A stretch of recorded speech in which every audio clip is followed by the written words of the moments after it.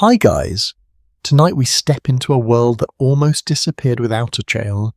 The air is cool, the sky is filled with stars untouched by city lights, and a gentle breeze moves through tall grasses stretching toward distant hills. Somewhere nearby, a small fire crackles inside a limestone shelter, sending the comforting smell of wood smoke into the quiet night beyond the glow. Via, you hear the soft calls of animals settling into the darkness, while a river continues its patient journey across the valley. It is a peaceful place, even if life here demands constant care and attention. So, before you get comfortable, take a moment to like the video and subscribe, but only if you genuinely enjoy what I do here. And while you're here, let me know where you're listening from and what your local time is. Now, dim the lights. You take one slow step forward, and with that single step, thousands upon thousands of years quietly disappear beneath your feet. The world around you belongs to the Upper Paleolithic, a time when enormous ice sheets still covered large parts of the Northern Hemisphere. The climate was colder than today, although not every place was buried beneath snow. Vast grasslands stretched across many regions, dotted with patches of forest, winding rivers, rocky hills, and open valleys where animals wandered in impressive numbers. There are no cities waiting beyond the horizon, no roads, no farms, no written words. Transportation means your own feet, and every journey depends on careful planning, changing seasons, and a remarkable understanding of the landscape. You breathe in the fresh morning air. It carries the scent of damp soil, crushed grass, and faint smoke from a nearby fire that never truly goes out if people can help it. Today, you simply switch on a heater or strike a lighter without much thought. Here, protecting fire is one of the most important daily responsibilities. You soon notice that this landscape feels strangely empty, yet appearances can be deceiving. People live here. Many people, in fact. Small bands of hunter-gatherers move through these valleys, forests, and riverbanks. They rarely stay in one place for very long. Instead, they follow the seasonal movements of reindeer, wild horses, bison, and deer while gathering edible roots, berries, nuts, and plants whenever they appear. Because these communities move so often, they leave behind surprisingly little evidence. This is one of the greatest puzzles facing any archaeologists today. The hidden human world you have entered once stretched across enormous distances, yet much of it simply vanished. Wooden shelters decayed, animal skin coverings disappeared, rope rotted away, footprints lasted only until the next rain. You kneel beside the soft earth and imagine how many thousands of footsteps once crossed this very ground. Almost none remain. Researchers continue to question just how many prehistoric camps have completely disappeared without leaving recognizable traces.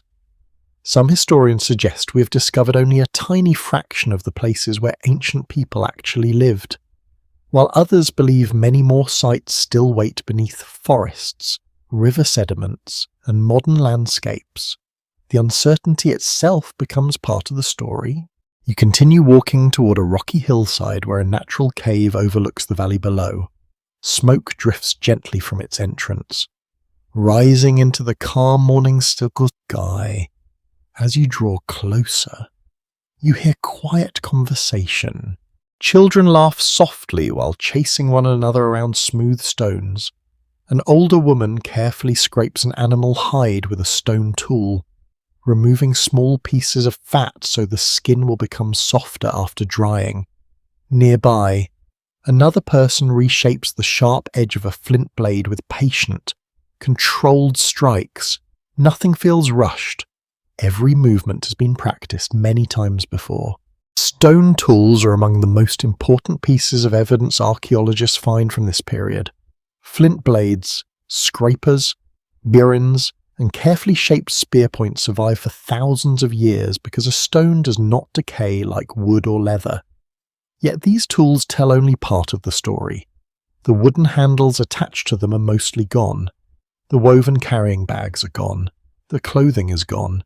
Even the voices that filled this cave have disappeared into silence. You settle beside the fire, feeling gentle warmth against your hands while cool air brushes your back. The contrast is comforting. Sparks drift upward before fading into daylight. Someone places fresh pieces of wood onto the flames. The fire responds with soft crackles and a pleasant smell that mixes with roasting meat. Breakfast is simple. Small portions are shared carefully among everyone. No one seems surprised by the modest meals. Hunting success changes from day to day, and planning for uncertainty has become part of ordinary life. Cooperation matters more than individual strength. One person alone struggles, a group survives. This may seem obvious today, but during the Ice Age, sharing knowledge could be just as valuable as sharing food. Children quietly watch older hunters prepare wooden spears tipped with carefully shaped stone points. They are learning without classrooms, notebooks, or lectures. Observation is their education. One day they will repeat these same movements almost without thinking. Knowledge flows from one generation to the next as naturally as the nearby river. You notice several bone needles resting beside folded animal skins. These delicate tools are remarkable. Archaeologists have discovered finely crafted bone needles from the Upper Paleolithic, complete with tiny eyes for threading fibres. They allow people to sew better-fitting clothing that trapped warmth much more effectively during harsh winters. It is an invention that rarely receives the attention it deserves. A comfortable coat may not sound dramatic. On an Ice Age night, however, it could make all the difference. Outside the cave, you hear distant calls echoing across the valley. A herd of reindeer slowly moves toward fresh grazing grounds. Several hunters quietly stop their work and watch. No one rushes after them. Patience is often the greatest hunting skill. You begin to understand something important about this hidden world. Daily life is filled with waiting for seasons, waiting for animals, waiting for berries to ripen, waiting for children to grow, waiting for snow to melt. Modern life often encourages speed. Here, survival rewards patience instead. The quiet rhythm feels strangely calming. Even time itself seems slower. You wander a short distance from the cave entrance and look back. From here, the shelter blends naturally into the rocky hillside.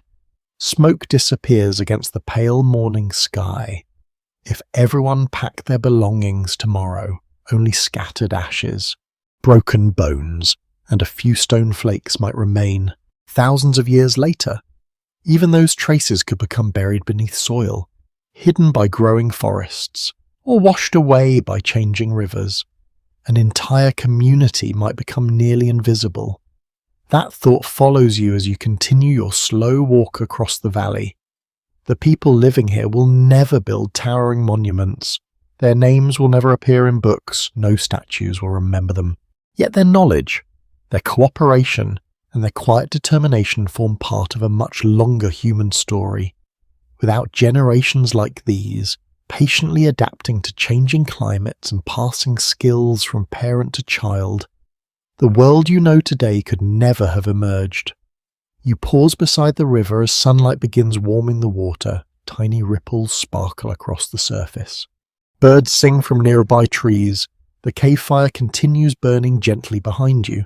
Somewhere farther away, mammoths cross distant grasslands, wolves patrol the edges of the forest, and countless families like this one begin another ordinary day. Most of them will leave almost no evidence that they were ever here. And yet, for a little while, you have walked quietly among them, noticing the hidden world that history almost forgot. The morning grows brighter as you leave the familiar cave behind, although its gentle fire remains in your memory. The smoke still drifts upwards somewhere beyond the rocky hillside, becoming smaller with every step until it blends into the pale blue sky. Ahead lies another stretch of open country where no paths are marked. No signs point the way, and yet everyone here seems to know exactly where they are going. That knowledge comes from generations of careful observation. The climate continues to shape every decision. During the Upper Paleolithic, temperatures often shifted over long periods, with warmer and colder phases changing the landscapes that people depended upon. Rivers altered their courses, forests expanded or retreated, grasslands spread across wide plains, attracting herds of grazing animals that became the foundation of human survival. You walk beside a small group preparing to travel. No one appears anxious. Packing has become part of life itself. Animal skins are folded with practiced hands. Stone blades are wrapped inside leather pouches to protect their sharp edges. Bone needles, wooden spear shafts, and carefully shaped antler tools are gathered one by one. Nothing useful is left behind unless it can no longer serve a purpose. There are no heavy possessions weighing any one down. Everything has to be carried. You notice that children also have responsibilities. One gathers dry twigs for the evening fire. Another carries a small woven pouch filled with edible seeds collected the previous afternoon. The task seems simple, but every contribution matters. Families survive because everyone participates.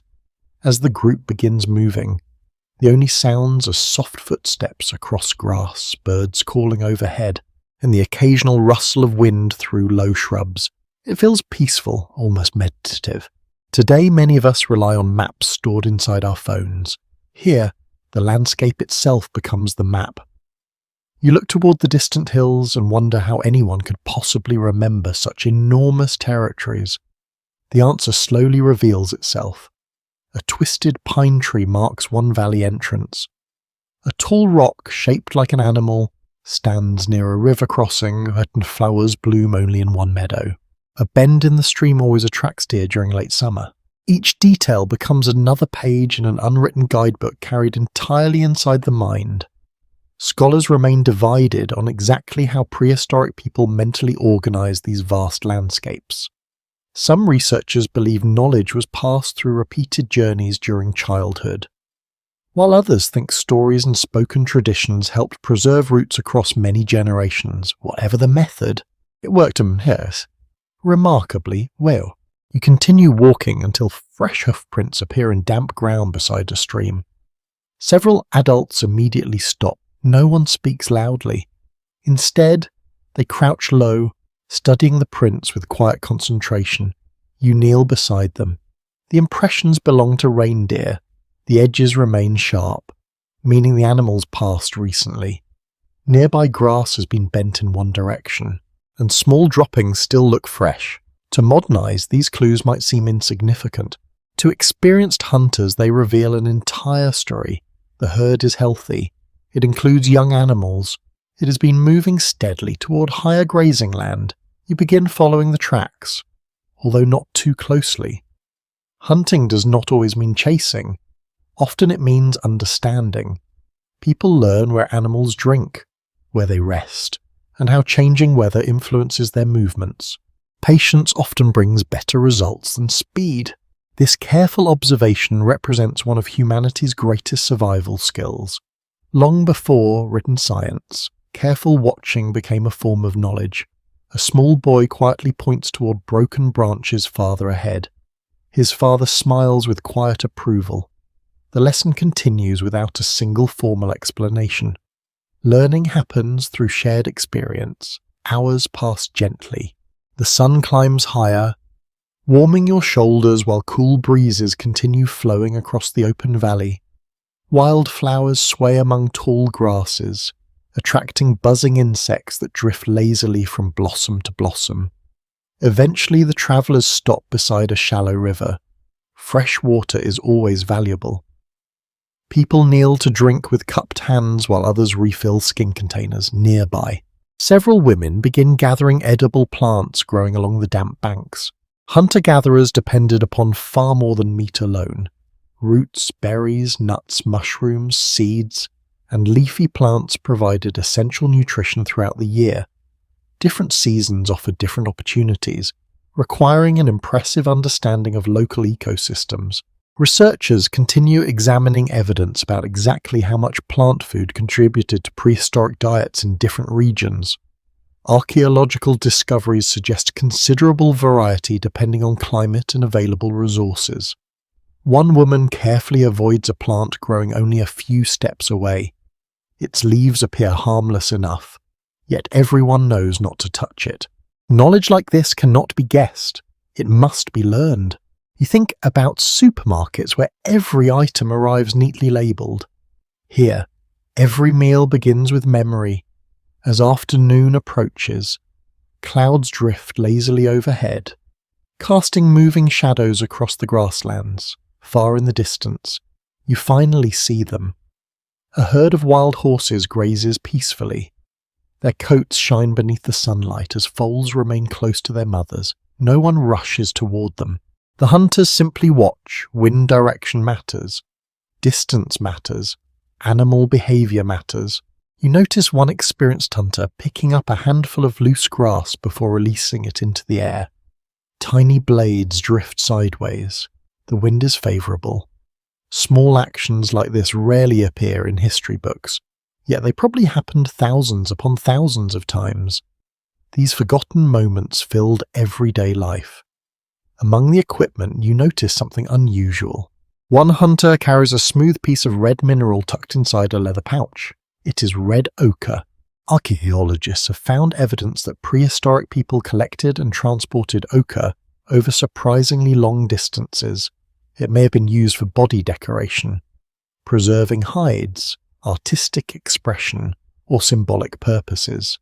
Exactly why it mattered so much remains uncertain. Some historians suggest its importance was practical, while others believe it also carried social or spiritual meaning. The little piece of mineral fits easily inside one hand, yet it has survived for tens of thousands of years. Meanwhile, the hands that carried it disappeared long ago. As evening slowly approaches, the travellers reach another temporary campsite beside a cluster of low trees. There are no permanent houses waiting. Instead, familiar routines begin immediately. Wood is collected. Simple windbreaks are arranged using poles and animal skins. Children gather stones to help contain the evening fire. Someone begins sharpening a flint scraper.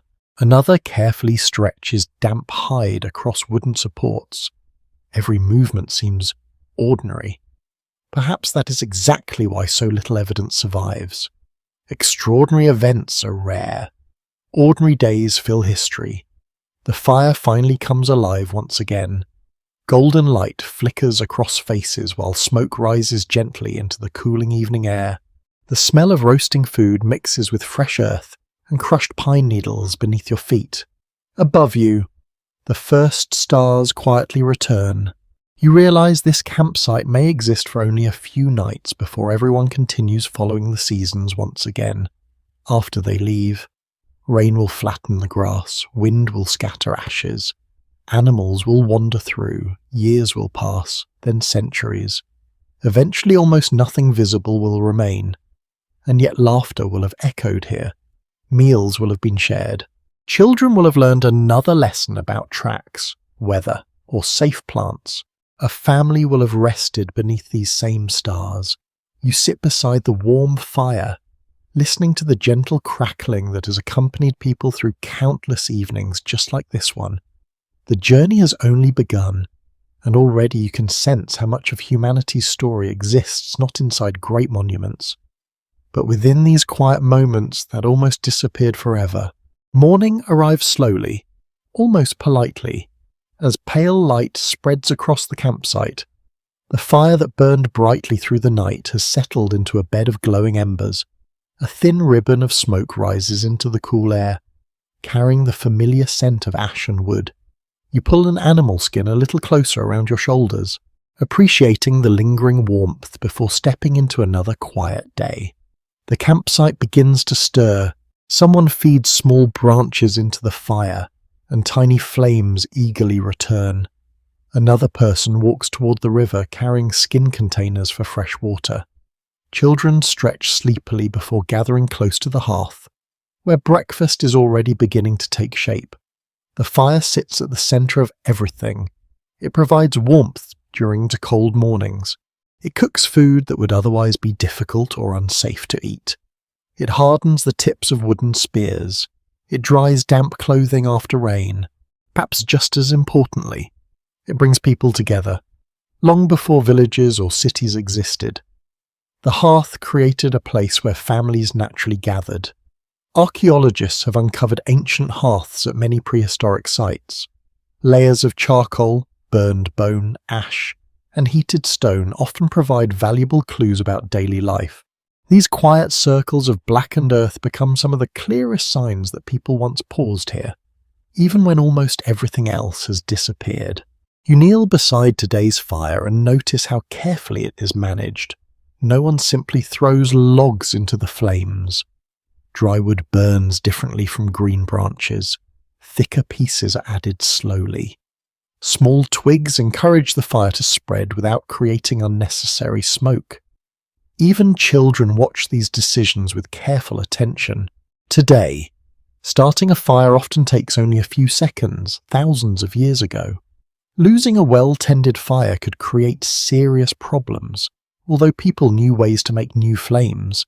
Preserving an existing fire was usually easier than beginning again. The crackling sound settles into a comforting rhythm.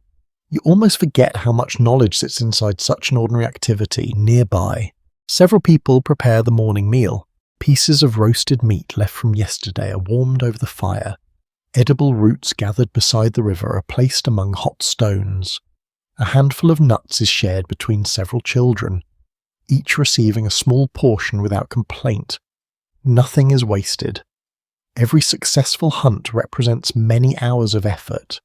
Every edible plant required careful identification. Every meal reminds you that survival depends on both skill and gratitude. You notice an older man repairing a spear rather than making a completely new one. The wooden shaft has developed a small crack. Instead of discarding it, he carefully smooths the damaged area, replaces worn bindings with fresh animal sinew, and secures the stone point once again. Repair comes before replacement. Modern life often encourages buying something new whenever an old tool wears out. Here, every useful object receives as many chances as possible. It is not simply practical, it is necessary. As the morning continues, people gather around the fire without any formal invitation. Conversation flows naturally. You cannot understand every word, but you recognize familiar patterns. Someone tells a story, another demonstrates a better way to shape flint. Children ask questions, adults laugh quietly at a mistake made during yesterday's journey. The atmosphere feels calm and welcoming. Researchers believe spoken language played an essential role in human survival long before writing appeared. Complex communication allowed people to teach difficult skills, organize hunts, strengthen relationships, and pass knowledge between generations. Exactly when language reached its modern complexity remains an active area of research. Some scholars argue that advanced speech developed gradually over hundreds of thousands of years, while others believe significant changes may have happened more rapidly within certain populations. Whatever the answer, you can see its value here. Without conversation, many important lessons would simply disappear. An elderly woman calls two young children closer. She picks up several smooth stones from the edge of the hearth. One by one, she demonstrates which pieces of flint are suitable for tool making and which should be ignored. The children examine each stone carefully before copying her choices. She does not hurry them. Mistakes become part of learning. The lesson seems small, yet thousands of years later, archaeologists often discover piles of discarded stone flakes near ancient campsites. These collections suggest that tool-making happened repeatedly, sometimes involving beginners practicing under experienced guidance. You smile as one child proudly produces a reasonably sharp edge. It is not perfect. No one expects perfection. Progress is enough. The fire continues burning softly while smoke curls upward through still air. Its warmth attracts everyone throughout the day. Even when people leave briefly to gather wood or search nearby for food, they eventually return thaw. The hearth has become more than a source of heat. It feels almost like the heartbeat of the camp. You look around at the surrounding landscape, tall grasses ripple beneath a gentle breeze, birds call from scattered trees. Far beyond the valley, mammoths continue their slow movements across distant plains, while wolves quietly patrol woodland edges in search of opportunities. Life unfolds everywhere. Yet within this small circle of warmth, another kind of survival takes place. Knowledge survives, friendship survives, trust survives. A young hunter arrives carrying several fish caught from the nearby river. Their silver sails briefly reflect the sunlight before being cleaned with sharp stone blades. The bones will not be thrown away. Many can become useful tools. Bone points, awls, needles, and decorative objects all begin with careful preparation. This ability to find value in nearly every part of an animal helped prehistoric communities make the most of limited resources. One lesser-known discovery continues to fascinate archaeologists. At several Upper Paleolithic sites, researchers have found polished fox teeth, deer teeth, and small shells carefully pierced so they could be worn as ornaments. These objects probably carried personal or social meaning. Perhaps they marked important memories, perhaps they identified family connections, perhaps they were simply considered beautiful. Researchers continue examining these possibilities because the evidence cannot reveal every answer. You imagine someone sitting beside a fire much like this one, patiently drilling a tiny hole through a tooth that would later hang from a necklace. The work requires steady hands and remarkable patience. No one seems rushed. As afternoon slowly fades, clouds drift across the sun, bringing cooler air into the valley. People begin preparing for evening once again. Fresh wood is stacked neatly beside the hearth. Animal skins are arranged to block the coming night breeze. Children return carrying armfuls of dry branches, smiling proudly as older family members nod with quiet approval. You notice how often encouragement appears here. Survival depends upon confidence as much as instruction. Every capable adult once learned these same skills. Every elder remembers making similar mistakes. The circle continues as darkness gently settles across the landscape. The fire becomes brighter than ever. Golden light dances across stone walls and weathered faces. Beyond the glow, shadows stretch peacefully across the grasslands. The stars slowly awaken overhead, one by one. Familiar constellations return to their places in the sky, long before telescopes or calendars. These stars helped people understand the passing seasons. They reminded travellers when certain animals would migrate.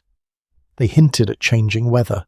They quietly connected countless generations who looked upward from different camps across thousands of years. You sit comfortably beside the fire, listening to its steady crackle. The warmth reaches your hands. The smell of smoke settles gently into your clothing. Nearby conversations grow softer as people finish eating and children begin drifting towards sleep. You realize that history is often imagined through battles, kings, and towering monuments, but perhaps the greater story unfolded beside simple fires like this one. Here, ordinary evenings shaped extraordinary futures. Ideas were shared, skills were practiced, children became adults, memories became traditions, and while the fire itself would eventually fade into ash, the knowledge carried around its light continued traveling through countless generations, quietly illuminating the hidden human world that left almost no evidence behind.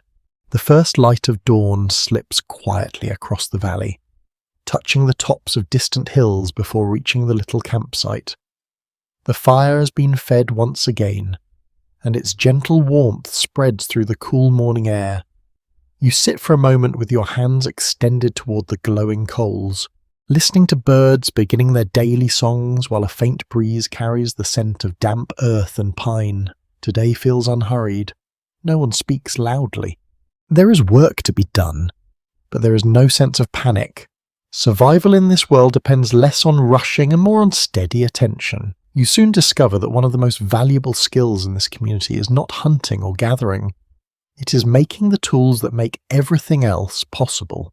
The archaeological evidence clearly shows that Upper Paleolithic people created remarkably sophisticated stone tools across Europe, Asia, and parts of Africa. Excavated sites reveal carefully shaped blades, scrapers, burins, awls, and finely crafted spear points. These were not random rocks picked up from the ground. Each piece required planning, experience, and an understanding of how different kinds of stone behaved when struck. You follow a middle-aged craftsperson toward a flat boulder sitting beside the edge of the camp. Several pieces of flint lie arranged in neat piles. Nearby rest antlers collected from deer, rounded hammerstones, and small leather pouches holding finished blades. The workspace looks surprisingly organized. Even thousands of years before workshops or factories, people understood that keeping useful materials together made life easier. The craftsperson selects a piece of flint no larger than 2 hands. You notice its smooth surface reflecting the early sunlight. Rather than striking it immediately, they spend several moments simply turning it over. Every angle is examined, every natural crack is considered. Today, computers help engineers design complex objects before building them. Here, the design happens entirely inside the mind. Finally, the first careful strike lands. A crisp sound echoes through the quiet valley. A thin flake separates cleanly from the stone, then another and another. Each movement is gentle rather than forceful. You quickly realize that accuracy matters far more than strength. Too much force could ruin hours of preparation. Tiny flakes begin collecting around your feet, thousands of years from now. Archaeologists may discover similar piles and immediately recognize them as places where ancient people patiently shaped their tools. The finished blade feels astonishingly sharp. You carefully run a finger near its edge without touching it directly. Even fresh from the stone, it could easily cut meat, scrape hides, or carve wood. Physical evidence confirms that such blades transformed everyday life.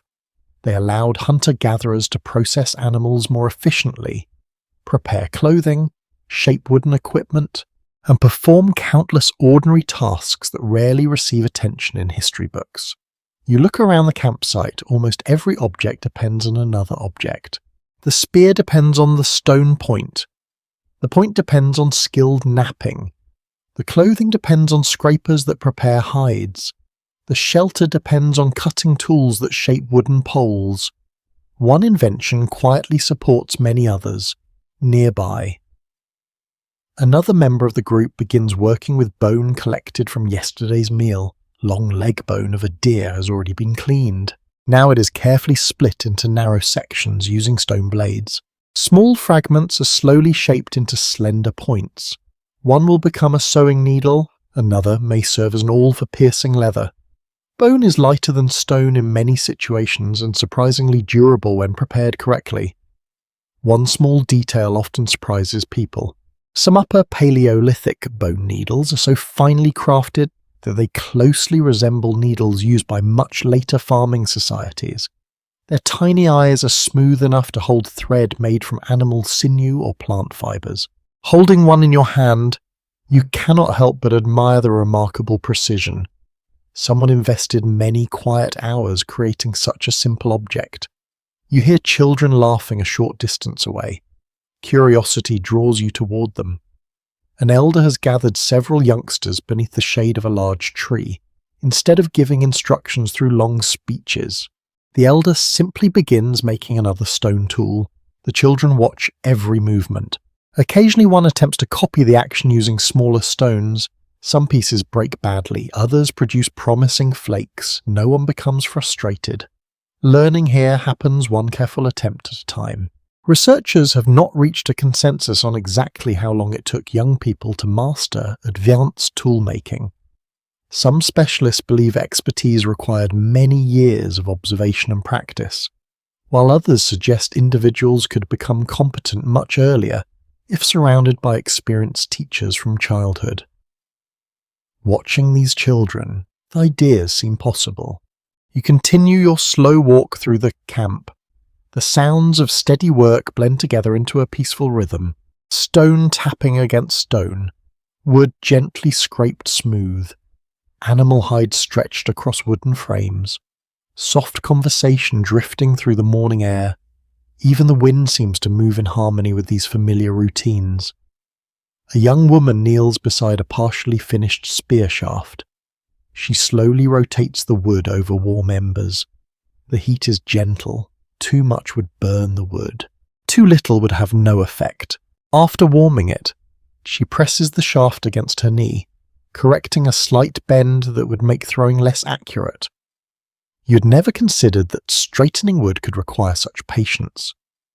There is broad agreement that prehistoric people selected different kinds of wood for different purposes. Dense hardwoods served well for digging sticks and heavy tools, while straighter, lighter woods often became spear shafts. Knowledge begins with observation. Generation after generation, people learned which trees bent easily, which resisted splitting, and which remained strong after drying. As midday approaches, the camp pauses for a simple meal. The tools remain neatly arranged where they were being used. Nothing feels temporary, even though everyone knows they will eventually move on. Perhaps this is one reason so little evidence survives. People care deeply about their possession. They carried useful objects with them rather than abandoning them. When camps were left behind, only broken items, damaged tools, scattered flakes, and worn-out materials usually remained. Centuries later, those fragments became precious clues. A fascinating clue appears at several archaeological sites across Europe. Researchers have discovered pieces of stone that originated hundreds of kilometers away from where they were eventually found. This suggests that prehistoric communities sometimes traveled remarkable distances or exchanged valuable materials with neighboring groups. Exactly how these networks functioned remains uncertain. Some archaeologists imagine gradual exchanges taking place over many generations. Others propose seasonal gatherings where distant communities met, traded knowledge, formed friendships, and perhaps arranged marriages. The possibility adds another layer to this quiet world. These people were not isolated wanderers drifting without connection. Many likely belonged to broader social landscapes stretching far beyond the next valley. The afternoon passes gently. Cloud shadows move across open grasslands where small groups of reindeer graze in the distance. No hunting party leaves today. Instead, the community invests its time in preparation. Prepared tools create future opportunities. A dull blade tomorrow could mean losing valuable food. A poorly made spear might fail at the worst possible moment. You begin to appreciate that survival often depends on work completed long before danger appears. As evening slowly approaches, the finished tools are wrapped inside soft leather. Stone points are protected from accidental damage. Bone needles disappear into carefully sewn pouches. Fresh spear shafts lean against a nearby rock, ready for whatever tomorrow brings. The fire burns brighter as daylight fades. You sit beside it once again, holding one of the newly crafted blades in your hand. Its smooth edges catch the dancing firelight. It seems such a small thing, just stone. Yet within that single piece lies centuries of observation, countless patient teachers, and an unbroken chain of knowledge stretching across forgotten generations. The tool itself may survive beneath the soil for tens of thousands of years. The hands that shaped it may never be known. Still, through this quiet object, you can almost feel their careful movements continuing long after the echoes of their voices have faded into history. The next morning arrives with a thin layer of mist resting over the valley. The world feels softer than usual. Distant hills appear as gentle shadows, and the river reflects the pale colours of the waking sky. You leave the warmth of the fire behind for a little while. following several members of the group as they begin another day's journey. There is no spoken destination. No one unfolds a map. No one points toward a distant landmark with complete certainty. Instead, every step seems guided by quiet familiarity. The surviving evidence points to Upper Paleolithic communities possessing an extraordinary understanding of their surroundings. Their lives depended upon recognizing subtle changes in weather, animal behavior, plant growth, water sources, and seasonal patterns. Every successful journey added another layer to a shared memory that stretched across generations. You soon realize that the landscape itself is speaking. You simply have not learned its language yet. The air feels slightly cooler than yesterday. One older hunter pauses and lifts his face toward the breeze. He closes his eyes for only a moment before nodding to himself.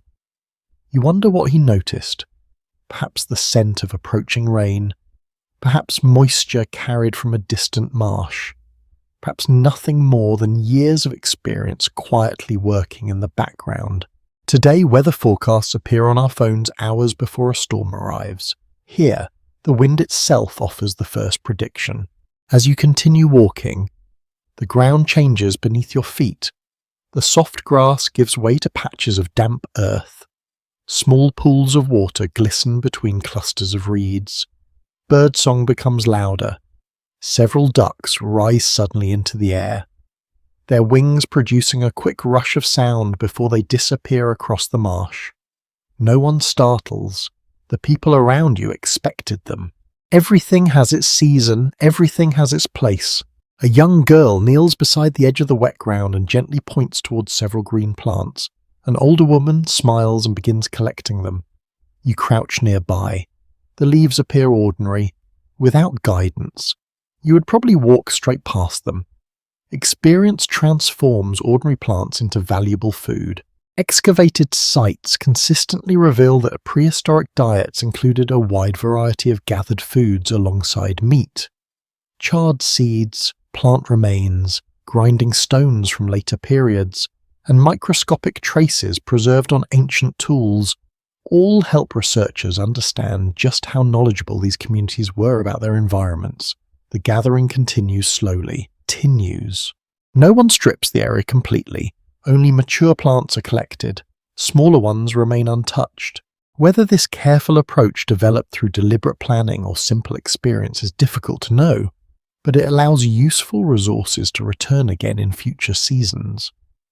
Evidence remains open to interpretation regarding how consciously prehistoric groups managed natural resources. Some researchers believe these practices reflected long-developed ecological knowledge, while others suggest they emerged naturally through repeated observation over countless generations. Whatever the explanation, patience once again proves to be one of humanity's greatest teachers.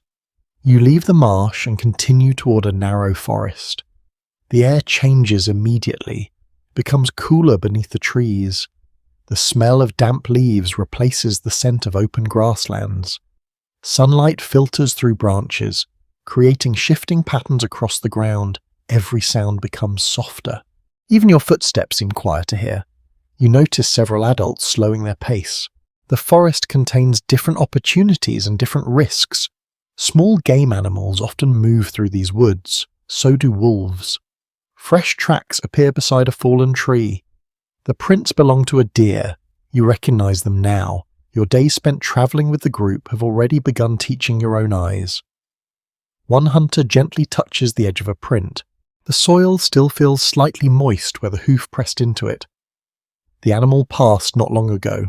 No words are needed. The group continues at the same relaxed pace. This is not yet a hunt. It is simply another piece of information added to the growing picture of the day.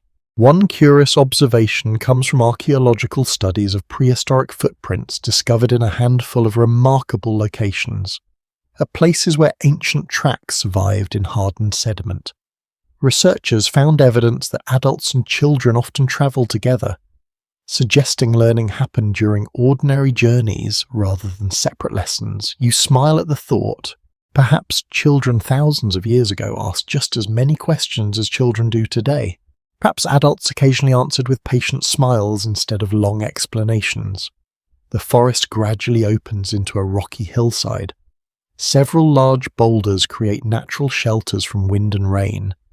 You stop for a short rest.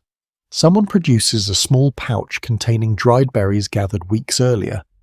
They have become wrinkled but remain edible. Food preservation may not sound especially exciting, yet it quietly changes what is possible. Without it, every day begins with the urgent search for fresh food. With it, journeys become more flexible. You eat slowly while watching sunlight spread across the valley below. Far away, a small herd of bison moves steadily across the grasslands. They appear peaceful from this distance. You remember that successful hunters understand far more than weapons. They understand timing. A healthy herd should not be disturbed carelessly. Calves remain protected by adults. Changing wind can ruin an approach. The landscape itself influences every decision. As afternoon approaches, clouds gather above distant mountains. Their shadows drift slowly across the plains. One experienced traveller glances upward only briefly before suggesting it is time to begin returning toward camp. You cannot see any immediate danger. The sky still looks calm, yet no one questions the decision. An hour later, the reason becomes obvious. A gentle rain begins falling. Not a violent storm, just a steady shower that darkens the soil and fills the air with the rich smell of wet earth.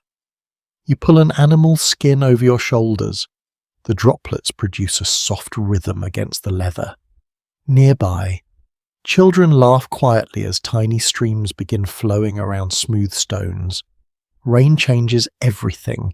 Tracks become easier to read, some plants become easier to gather. Travel becomes slower, fires require greater care. Every change in weather brings both challenges and opportunities. Hidden among the larger discoveries is another fascinating detail. At several prehistoric sites, archaeologists have found carefully selected stones that show signs of repeated heating and cooling. Some researchers believe these stones may have been placed into water-filled skin containers or pits to warm liquids or cook certain foods before pottery existed. It is a wonderfully simple idea. Heat the stone, move it carefully, let physics do the rest. Sometimes the most practical inventions leave the quietest marks. By the time you return to camp, the rain has nearly stopped. Smoke rises once again from the familiar hearth. Fresh wood crackles gently as steam lifts from damp branches drying near the fire. Everyone settles into familiar routines almost without thinking. Wet clothing is spread carefully to dry. Collected plants are sorted into small piles. Several children excitedly describe the animals they spotted during the journey. The day has not included dramatic events. It has included something more important: observation.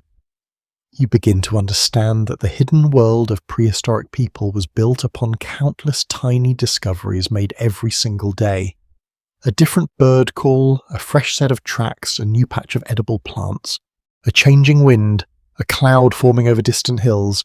None of these moments would become famous. Almost none would survive in the archaeological record. Yet together they allowed families to thrive across landscapes that often appeared unforgiving. The fire glows warmly as evening settles over the valley. You watch sparks rise into the darkening sky before disappearing among the first stars. Tomorrow will bring another journey, another lesson hidden within the land. Another quiet reminder that long before written maps or modern technology, humanity learned to read an entire world simply by paying close attention. Morning sunlight reaches the camp a little later today. The surrounding cliffs shelter the valley from the earliest rays, allowing the cool air to linger a while longer. You wake to the familiar sounds that have become comforting companions on this long journey. The fire crackles softly. Someone is already adding fresh wood. A child laughs somewhere near the entrance to the shelter. Beyond the rocks, you hear birds greeting another peaceful day. You step outside and take a slow breath. The air smells of damp stone, wood smoke, and fresh moss growing in the shaded cracks of the limestone walls. Tiny drops of water cling to ferns near the cave entrance. catching the sunlight like little stars. This shelter has served many families before this one arrived. It may welcome many more after they leave. Natural caves and rock shelters offered important protection throughout the Upper Paleolithic. They provided relief from wind, rain, snow, and intense summer heat. Archaeological excavations have uncovered layers of ash, animal bones, stone tools, pigments, and other traces showing that some shelters were visited repeatedly over thousands of years, although not always continuously. You walk deeper inside. The cave is larger than it first appeared from outside. Its ceiling rises high above you, disappearing into gentle darkness. The walls feel cool beneath your fingertips, worn smooth in places by time and countless human hands. Near one side of the chamber, several animal skins have been spread across the ground to create sleeping areas. Nearby rests a pile of carefully stacked firewood kept dry beneath an overhanging section of rock. Nothing here is luxurious, everything here is practical, and yet the cave feels surprisingly welcoming.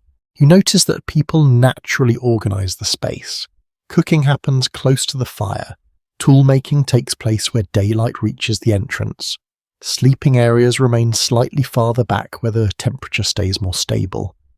Even without written plans or permanent buildings, thoughtful design quietly shapes everyday life. Today, architects draw detailed blueprints before constructing homes. Here, experience serves as the architect. You settle beside an elderly woman who is preparing animal hides. The skin stretches tightly across a simple wooden frame supported by forked branches. Using a smooth stone scraper, she patiently removes small pieces of remaining tissue. The movements are slow and steady. Nothing is wasted. Properly prepared hides become clothing, blankets, carrying bags, footwear, and shelter coverings. Without them, surviving long winters would become far more difficult. You gently touch a finished hide resting nearby. Its surface feels surprisingly soft. It no longer resembles the rough skin of the animal it once covered. Time and careful work have transformed it into something entirely different. One detail that often goes unnoticed is how much labor followed a successful hunt. Catching an animal was only the beginning. Skinning, cleaning, preserving meat, preparing hides, shaping bones, and storing useful materials could occupy many hours or even several days. The hunt ended. The work continued. Outside the cave entrance, several children gather around a fallen tree. An older hunter joins them carrying a handful of small sticks. Rather than giving instructions immediately, he quietly arranges the sticks to resemble a herd of animals moving across open ground. Then he uses tiny stones to represent hunters. The children watch with complete attention. Without speaking much, he demonstrates how people work together instead of chasing animals individually. One child eagerly moves a stone into the wrong position. The imaginary herd escapes. Gentle laughter follows. No one criticizes the mistake. Instead, the hunter calmly begins again. Learning through demonstration seems just as important as learning through words. Current research suggests that prolonged childhood played an important role in human evolution. Compared with many other animals, human children spend many years learning before becoming fully independent adults. This extended period allows complex knowledge to pass from one generation to the next. You can see that process unfolding before your eyes. Knowledge grows slowly, almost like a forest. One lesson at a time, one season at a time. A little later, you wander farther into the cave where sunlight fades into cool shadows. The temperature barely changes. Even outside weather seems less important here. You imagine arriving during the depths of winter after walking across frozen ground for hours. This steady shelter would feel almost miraculous. Researchers continue exploring exactly how caves were used throughout the year. Some sites appear to have served as seasonal camps, while others may have been occupied for longer periods depending on local conditions, available food, and changing climates. The evidence varies from place to place. Each valley tells a slightly different story. As your eyes adjust, faint patches of reddish colour appear on one section of the wall. Not grand paintings, just small traces of pigment. Perhaps someone tested a piece of ochre here. Perhaps a hand brushed against the stone long ago. Perhaps it served another purpose entirely. No single explanation has gained universal acceptance. Some markings are clearly intentional works of art. Others remain more mysterious. You stand quietly for a moment, appreciating that uncertainty. History does not always provide complete answers. Sometimes it simply invites careful questions. Returning toward the entrance, you notice a young woman repairing a woven carrying net made from twisted plant fibres. Her fingers move with astonishing speed. She hardly looks at the strands. Years of practice have made each movement almost automatic. The finished net will carry gathered plants, firewood, and perhaps small game. Plant fibres rarely survive for thousands of years, making them nearly invisible in the archaeological record. Yet they almost certainly played an enormous role in daily life. Imagine trying to gather berries without a basket, or carry kindling without some form of net. Many essential tools simply disappeared because nature eventually reclaimed them. The afternoon passes peacefully. Children invent games using smooth stones collected from the river.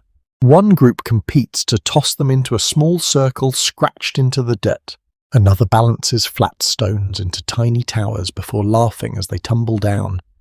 Play exists here just as surely as work. Few people realize that archaeologists have occasionally uncovered miniature versions of stone tools. Some may have been practical items for children learning important skills, while others could have served symbolic purposes. Their exact role remains uncertain. But they offer charming glimpses into family life. Watching these children, you find it easy to imagine curious young hands eager to imitate adults. Not every lesson needs to feel serious. As evening approaches, families return from gathering trips carrying bundles of edible roots, mushrooms, and fresh branches for the fire. A hunter arrives with a rabbit secured to a wooden pole. The meal will not be extravagant, it will be enough. Everyone contributes something. No one arrives empty-handed. The cave slowly fills with familiar sounds. Stone tools tapping gently, soft conversation echoing against limestone walls, children sharing stories from the day's adventures, the comforting hiss of food cooking above glowing coals. Smoke drifts upward before escaping through natural openings near the entrance. The scent of roasting meat blends with drying herbs hanging nearby. You settle beside the fire once more. Warm light dances across faces that have become familiar companions on this journey. You realize that the cave is much more than protection from bad weather. It is a classroom, a workshop, a dining room, a nursery, a meeting place, a place where memories gather thousands of years from now.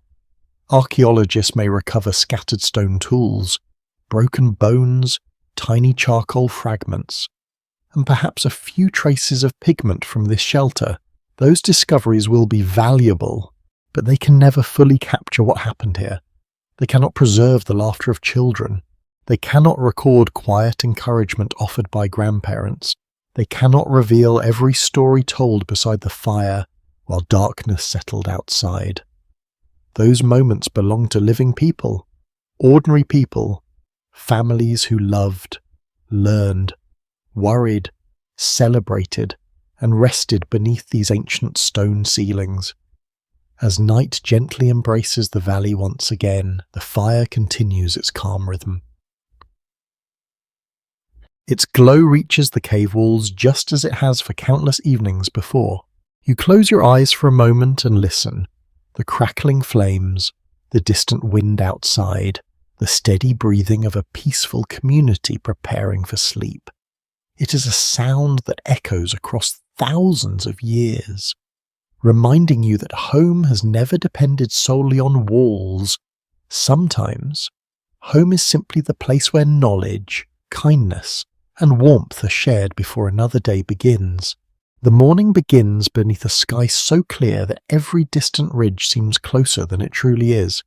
A cool breeze drifts across the valley, carrying the familiar scents of pine, damp grass, and the last traces of smoke rising from the cave behind you. The fire has been carefully covered before the group sets out, leaving only a few glowing coals that will patiently wait for evening. You follow the travellers along the edge of a broad meadow. The grasses sway gently around your knees. Tiny insects hum among wildflowers. Far away, a line of reindeer moves across the plain with the slow confidence of animals following ancient paths known only to themselves. You have begun to notice something comforting about these journeys. People do not move through this landscape as though they are conquering it. They move through it as though they belong to it. Every hill, stream, and cluster of trees feels familiar. Every season brings expected changes. Every generation inherits not only the land, but the knowledge of how to live within it. As the group reaches a rocky overlook, everyone pauses. The valley below stretches for many kilometers. A winding river catches the morning sunlight. Patches of woodland interrupt wide grasslands where bison graze peacefully.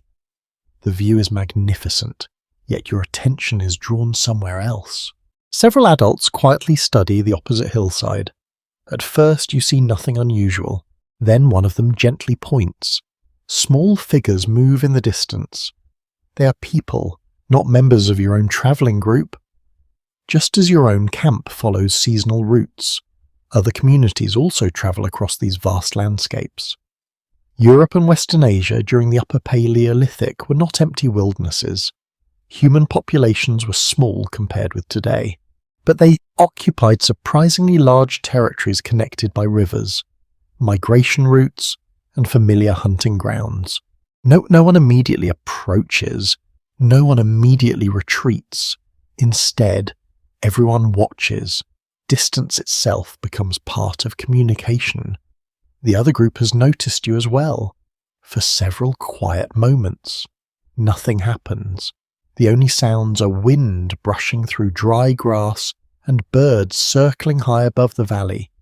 Then both groups slowly continue their own journeys without drawing closer. It seems almost ordinary.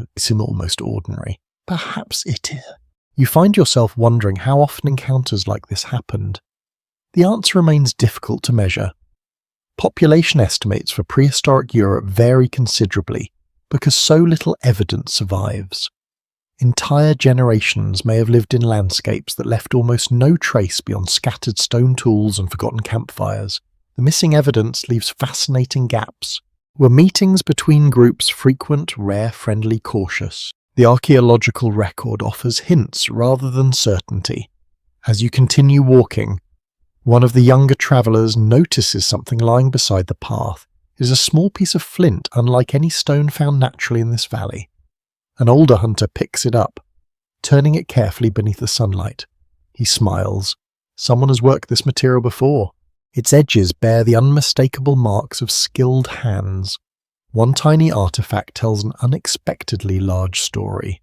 Stone from distant regions has been discovered at numerous prehistoric sites, sometimes travelling hundreds of kilometres before finally being discarded. Such discoveries suggest that people, ideas, and valuable materials moved across surprisingly wide networks long before written history. Exactly how these exchanges unfolded remains uncertain. Perhaps neighbouring groups met during seasonal migrations, perhaps families visited relatives living in distant valleys. Perhaps valuable materials changed hands little by little over many generations. However it happened, the landscape appears less isolated than you first imagined. By midday, the travellers reach a broad river crossing. The water flows calmly today, reflecting drifting clouds overhead. Fresh footprints mark the muddy bank. Some belong to deer, others belong to wolves. Then you notice another set. Human footprints. They're older than yours but still recognisable. You kneel beside one impression. Rain has softened its edges, yet its shape remains clear enough to imagine the person who stepped there. You may never know their name. You may never know where they were going for a brief moment. Though, your paths quietly cross across thousands of years. You smile at the thought. Even today, footprints can make strangers feel unexpectedly connected. A child nearby places a bare foot beside the ancient print. It is almost exactly the same size. Children have always measured themselves against the world around them. Some things change very little. After crossing the river, the group enters a wide plain where scattered shrubs provide occasional shade. The afternoon grows pleasantly warm. Several hunters pause beside an outcrop of pale stone, while others gather edible plants growing among the rocks. You take the opportunity to examine the surrounding landscape. It's easy to imagine countless invisible journeys stretching across these open spaces, families travelling towards summer hunting grounds, young adults visiting neighbouring camps, elders returning to valleys remembered from childhood. The land itself quietly connects them all. Fossil evidence reveals that modern humans and Neanderthals shared parts of Europe and Western Asia for thousands of years. During certain periods, their territories overlapped, creating opportunities for encounters that may have ranged from cautious observation to cooperation and, in some cases, interbreeding. This chapter of human history is remarkable not because it tells a simple story, but because it refuses to do so. Scientists continue refining their ideas as new discoveries emerge. Ancient DNA has transformed what researchers thought they knew only a few decades ago. Today, genetic studies show that many people living outside Africa carry a small percentage of Neanderthal ancestry. It is a quiet reminder that different human groups were not always completely separate. You sit beneath the shade of a low tree while everyone enjoys a short rest. One of the elders begins carving a small piece of antler. At first, the object seems unremarkable. Slowly, however, it takes the shape of a simple pendant. A small hole is carefully drilled near one end. Hidden inside the archaeological record is a delightful surprise. Some prehistoric ornaments show signs of long use, with polished surfaces created by rubbing against clothing or skin over many years. These objects were clearly valued enough to accompany their owners through countless ordinary days. Perhaps this pendant marks a memorable hunt. Perhaps it celebrates a family connection. Perhaps it simply pleases the eye. Not every meaningful object needs a practical purpose. As afternoon begins to soften toward evening, the travellers climb another gentle ridge. From its summit you can see smoke rising far beyond the western hills. Another camp, another family, another fire gathering people together beneath the coming night. No one seems surprised. Instead, the sight brings quiet reassurance. Others are living their lives just as you are living yours, preparing meals, teaching children, repairing tools, watching the seasons change. The distance between communities may be great, but their daily routines are often remarkably similar. You begin descending toward your own campsite. The familiar cave appears once again beneath its limestone cliffs. Smoke curls gently upward. Children race ahead, eager to announce everything they observed during the journey. Adults exchange satisfied smiles. Another safe day has passed. As darkness settles across the valley, you sit beside the returning fire. Its light flickers against the stone walls while cool evening air drifts through the entrance. You think about the strangers seen across the valley. You think about the footprints beside the river. You think about the tiny piece of flint carried from somewhere far beyond the horizon. The hidden human world was never truly silent. Its voices travelled through friendships, shared knowledge, exchanged materials, and distant meetings that left only the faintest traces beneath the soil. Most of those encounters vanished long before history began writing names. Yet somewhere inside your own story, carried quietly through generations beyond counting, tiny echoes of those forgotten. Neighbours may still remain. The evening fades so gently that you hardly notice when daylight gives way to twilight. The familiar fire burns steadily outside the cave. sending warm light across the stone floor while the first stars quietly appear overhead. The valley grows peaceful. Birds settle into the trees.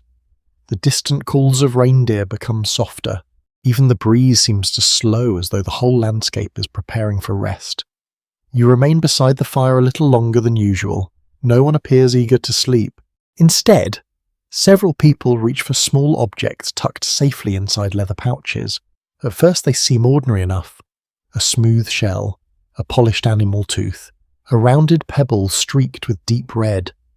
Tiny treasures that easily fit inside a single hand. Yet everyone handles them with surprising care. You begin to understand that not every important object helps catch food or build shelter. Some objects simply carry meaning. That meaning may be impossible to recover completely, but its presence can still be felt. The clearest clues come from discoveries made at prehistoric camps across Europe and Western Asia. Archaeologists have uncovered beads carved from ivory, pendants fashioned from animal teeth, shells transported far inland, and pieces of red ochre that were deliberately collected and preserved. These discoveries suggest that people valued beauty, memory, identity, or perhaps all three together. You watch a young woman lift a small necklace into the firelight. Its ornaments are simple. Several carefully pierced deer teeth hang from twisted fibers. As the necklace moves, the polished surfaces catch the dancing flames. It makes almost no sound, just a gentle click now and then. You wonder how long she has worn it. Perhaps only a few months, perhaps many years. Perhaps it once belonged to someone older who quietly passed it on. There is no way to know. Some mysteries remain beautifully private. An older man reaches into a pouch and removes a lump of red ochre. Using another smooth stone, he gently grinds part of it into fine powder. The colour grows brighter with every movement.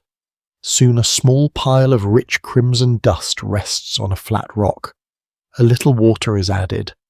The powder slowly becomes a thick paste. You notice several children watching with wide eyes. They have seen this before, yet it still captures their attention. One child carefully dips a fingertip into the mixture. A tiny red line appears across the back of the hand. The child smiles. It feels like a quiet celebration. Red ochre appears at prehistoric sites across enormous distances and many different time periods. Scientists can say with considerable confidence that it was collected intentionally rather than by accident. Some pieces show clear grinding marks, while others were shaped into forms that made them easier to carry. Exactly why ochre became so important is another matter. Its story remains wonderfully open. It may have coloured clothing, it may have helped preserve animal hides, it may have decorated bodies during gatherings, it may even have marked important moments in people's lives. Several interpretations remain plausible because the evidence supports more than one possibility. The uncertainty somehow makes the little red stone even more fascinating. You step outside the cave while the others continue their quiet work. Moonlight has begun spreading across the valley. Silver light rests upon the grasslands where only a few hours ago children were playing. The world feels larger at night, more mysterious, yet not frightening. You hear the distant howl of wolves somewhere beyond the hills. No one reacts with alarm. The fire continues burning. The cave offers shelter. Knowledge offers confidence. Returning inside, you discover another small gathering. This time an elderly woman is carefully arranging several bird feathers beside a folded animal skin. The feathers display different colours and lengths. Some shine almost black, others carry pale grey patterns.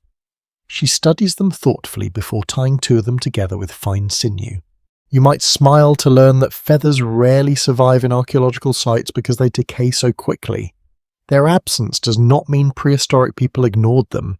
Instead, it reminds us that many everyday materials simply vanished long before modern archaeology began asking questions.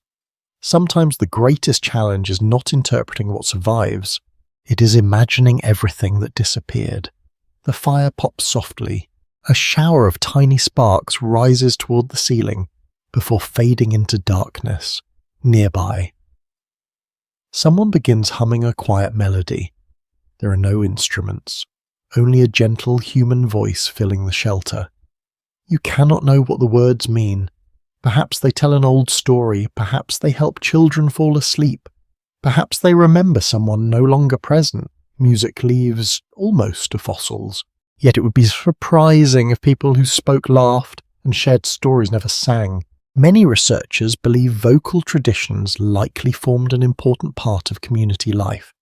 Even though direct evidence is naturally difficult to preserve, you listen for a while. The simple melody blends with the steady crackle of burning wood. It feels timeless. A forgotten little detail brings this world to life. At several prehistoric sites, archaeologists have recovered small objects made from naturally perforated shells that originated many kilometers from the nearest coastline. Someone intentionally carried those shells across rivers, forests, and mountains before eventually losing or leaving the them behind. Imagine how many conversations that little shell may have silently witnessed. The next morning begins beneath clear skies. You accompany two adults walking toward a rocky cliff overlooking the valley. One carries a piece of charcoal taken from last night's fire. The other brings another small lump of ochre. The cliff face contains a sheltered section protected from rain. The smooth stone almost invites careful hands. You watch quietly as simple lines appear, nothing elaborate, just several graceful curves. Then another. The shapes gradually resemble the outline of a large grazing animal. The movements are calm, unhurried, confident. No audience gathers, no applause follows. The work itself seems enough. Ancient cave art found in parts of Europe demonstrates remarkable observation of animals including horses, bison, mammoths, deer, and lions. Many paintings display an impressive understanding of movement and anatomy, suggesting artists spent years closely watching the creatures that shared their world. Not every community created the same kinds of images. Not every cave contains paintings, even among decorated sites. Styles differ considerably. Every new discovery reminds researchers that prehistoric cultures were as varied as people today.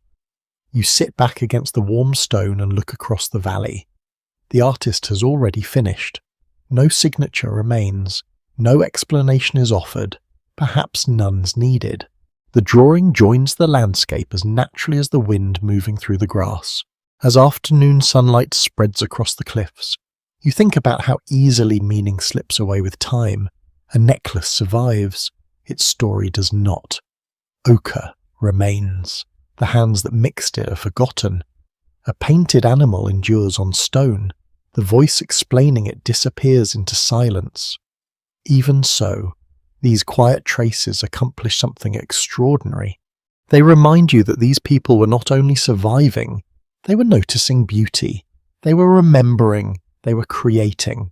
As evening returns once more, the familiar fire welcomes everyone home. The necklaces are placed safely back inside their pouches. The ochre is wrapped carefully for another day.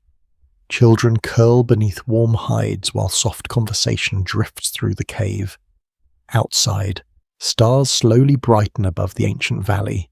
You watch them appear one by one, thinking that although countless names and stories have been lost, these small expressions of imagination still shine across thousands of years, inviting you to see the hidden human world not only as practical and resilient, but also as quietly thoughtful, deeply observant, and wonderfully human. Another season begins almost without announcement. No trumpet sounds across the valley, no calendar hangs upon a wall. No one marks the passing days with neat squares and printed dates. Instead, the world itself quietly signals the change. The mornings carry a sharper chill. The grass no longer bends beneath heavy dew alone. In places, tiny crystals of frost shimmer for a few moments after sunrise before disappearing into the growing light. Birds that filled the sky only weeks ago have become fewer. Some have already begun their long journey south. Even the wind seems to arrive from a different direction, bringing with it the crisp scent of distant snow. You step out of the cave and pull your animal skin a little tighter around your shoulders. Several people are already awake. No one appears surprised by the colder air. They expected it, long before clocks and weather reports. People learn to notice hundreds of small signals that announce the changing seasons. A certain flower no longer blooms. The daylight fades a little earlier. The reindeer begin gathering into larger herds. Tiny observations slowly become reliable patterns. You join a group walking toward a nearby ridge. From its summit, the valley stretches across wide beneath the pale morning sky. The river still follows its familiar course, but its edges have narrowed slightly after weeks with less rain. The grasslands have shifted from bright green toward shades of gold and pale brown. Nothing dramatic has happened. Everything has changed. The record preserved in ancient pollen offers one of the most remarkable windows into prehistoric environments. Tiny grains, trapped within lake beds, and layers of sediment allow scientists to reconstruct changing landscapes over thousands of years. By studying these microscopic remains, researchers can tell whether forests expanded, grasslands spread, or colder conditions gradually transformed entire regions. It is astonishing to think that something almost invisible can preserve such an enormous story. You begin descending the ridge beside an experienced hunter. Every few moments he pauses to examine the landscape. Not because he's lost his way, quite the opposite. He is confirming that familiar landmarks still behave as expected. A stream that usually flows strongly at this time of year now moves a little more slowly. One marsh has begun drying earlier than before. A grove of berry bushes produced fewer fruits this season. Each observation becomes another quiet piece of information. No single change causes alarm. Together they suggest that the world never remains exactly the same. Climate has always shaped human history, long before agriculture or cities existed. Even modest environmental changes influenced where people travelled, what animals they hunted, and how long they remained in certain places. The pace feels slow, almost gentle. Yet over generations, these gradual shifts could transform entire ways of life. You stop beside a patch of soft ground where dozens of hoof prints overlap one another. The herd that passed here was much larger than usual. Children gather around the tracks while adults study them carefully. One older woman smiles. The migration has begun. Soon the community will follow. Seasonal movement formed one of the foundations of hunter-gatherer life. Animal bones recovered from many Upper Paleolithic camps reveal that some locations were visited during particular times of year rather than occupied continuously. Certain camps welcomed people during spring migrations. Others became important during autumn hunting seasons. The landscape itself became a yearly rhythm. You continue walking until the first snowflakes begin drifting through the air. They are light, almost playful. Each one melts upon your hand before another quietly takes its place. Children laugh as they try to catch them. Adults simply continue walking. Snow is not an unexpected visitor. It is an old companion. The first snowfall always feels magical, even when you know it is coming. As the afternoon unfolds, preparations quietly increase. Fresh firewood is gathered in larger quantities. Additional animals skinned are inspected for small tears. Bundles of dried plants collected during warmer months are checked carefully. Nothing is left until the last moment. Careful planning makes difficult seasons far less difficult. Here is something that rarely appears in documentaries. Some archaeological sites preserve evidence that prehistoric people carefully selected particular kinds of wood for fuel rather than simply burning whatever happened to be nearby. Different woods produce different amounts of heat, smoke, and long-lasting embers. Even something as ordinary as collecting firewood involved knowledge accumulated through many generations. You find yourself paying closer attention whenever someone gathers branches. No movement seems accidental anymore. As evening approaches, grey clouds gather across the western horizon. The wind grows stronger. It carries the clean scent of snow from faraway mountains. Several younger hunters stand quietly beside an elder, while watching the sky. One points toward a line of darker clouds. Another notices birds flying unusually low. No lengthy discussion follows. Everyone understands. Tomorrow may bring heavier weather. You wonder how accurate these quiet predictions really are. Modern science confirms that experienced observers often recognize subtle environmental signals long before dramatic weather arrives. Although prehistoric people lacked scientific instruments, many generations of careful attention allowed them to interpret patterns that repeated year after year. Observation becomes its own technology. The next morning proves the elders correct. Fresh snow covers the valley, not deeply, just enough to soften every sound. You step outside into remarkable silence. The familiar grass has disappeared beneath a smooth white blanket. Footprints become wonderfully clear. Rabbit tracks weave between shrubs. Fox prints cross the frozen stream. Birds leave delicate patterns that resemble tiny branches pressed into the snow. One child kneels excitedly beside a set of wolf tracks. The prints are already filling slowly with fresh flakes. The wolves passed during the night. The snow has become a book waiting to be read. No discovery has completely settled the question of how prehistoric groups adjusted to every climatic shift they encountered. Some regions experienced relatively stable conditions for long periods, while others changed more rapidly. Communities almost certainly responded in different ways depending upon local landscapes, available resources, and accumulated knowledge. The story has many chapters rather than one simple explanation. As the day continues, you accompany several adults gathering ice from the edge of a shallow pond. The frozen surface is carefully broken using sturdy wooden poles. Clear pieces are carried back toward camp where they will slowly melt beside the fire. Even winter provides useful resources when people know where to look. The cave feels especially welcoming this evening. Warmth spreads from the glowing hearth. Steam rises gently from damp clothing drying near the flames. Outside, snowflakes continue drifting through the darkness. Inside, conversation remains calm and unhurried. Someone repairs a pair of fur coverings worn smooth by many seasons. Another sharpens a stone blade that has faithfully served for years. Children sit close to their grandparents, listening as familiar stories fill the shelter once again. You realize that surviving changing climates is not only about stronger shelters or warmer clothing, it is about shared memory. Someone remembers where winter water remains unfrozen. Someone remembers which valley stays sheltered from harsh winds. Someone remembers when the herds usually return. Knowledge itself becomes one of the most valuable resources a community possesses.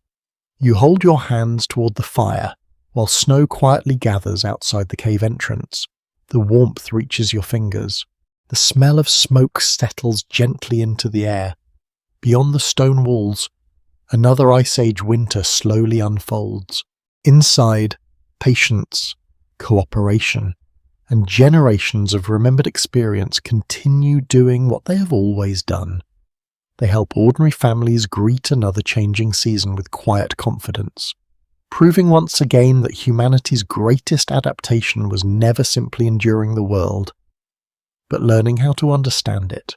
The snow remains for several mornings before slowly beginning to retreat. At first, only the tops of grasses emerge where sunlight lingers the longest. Then dark patches of earth appear beside rocks warmed by the afternoon light.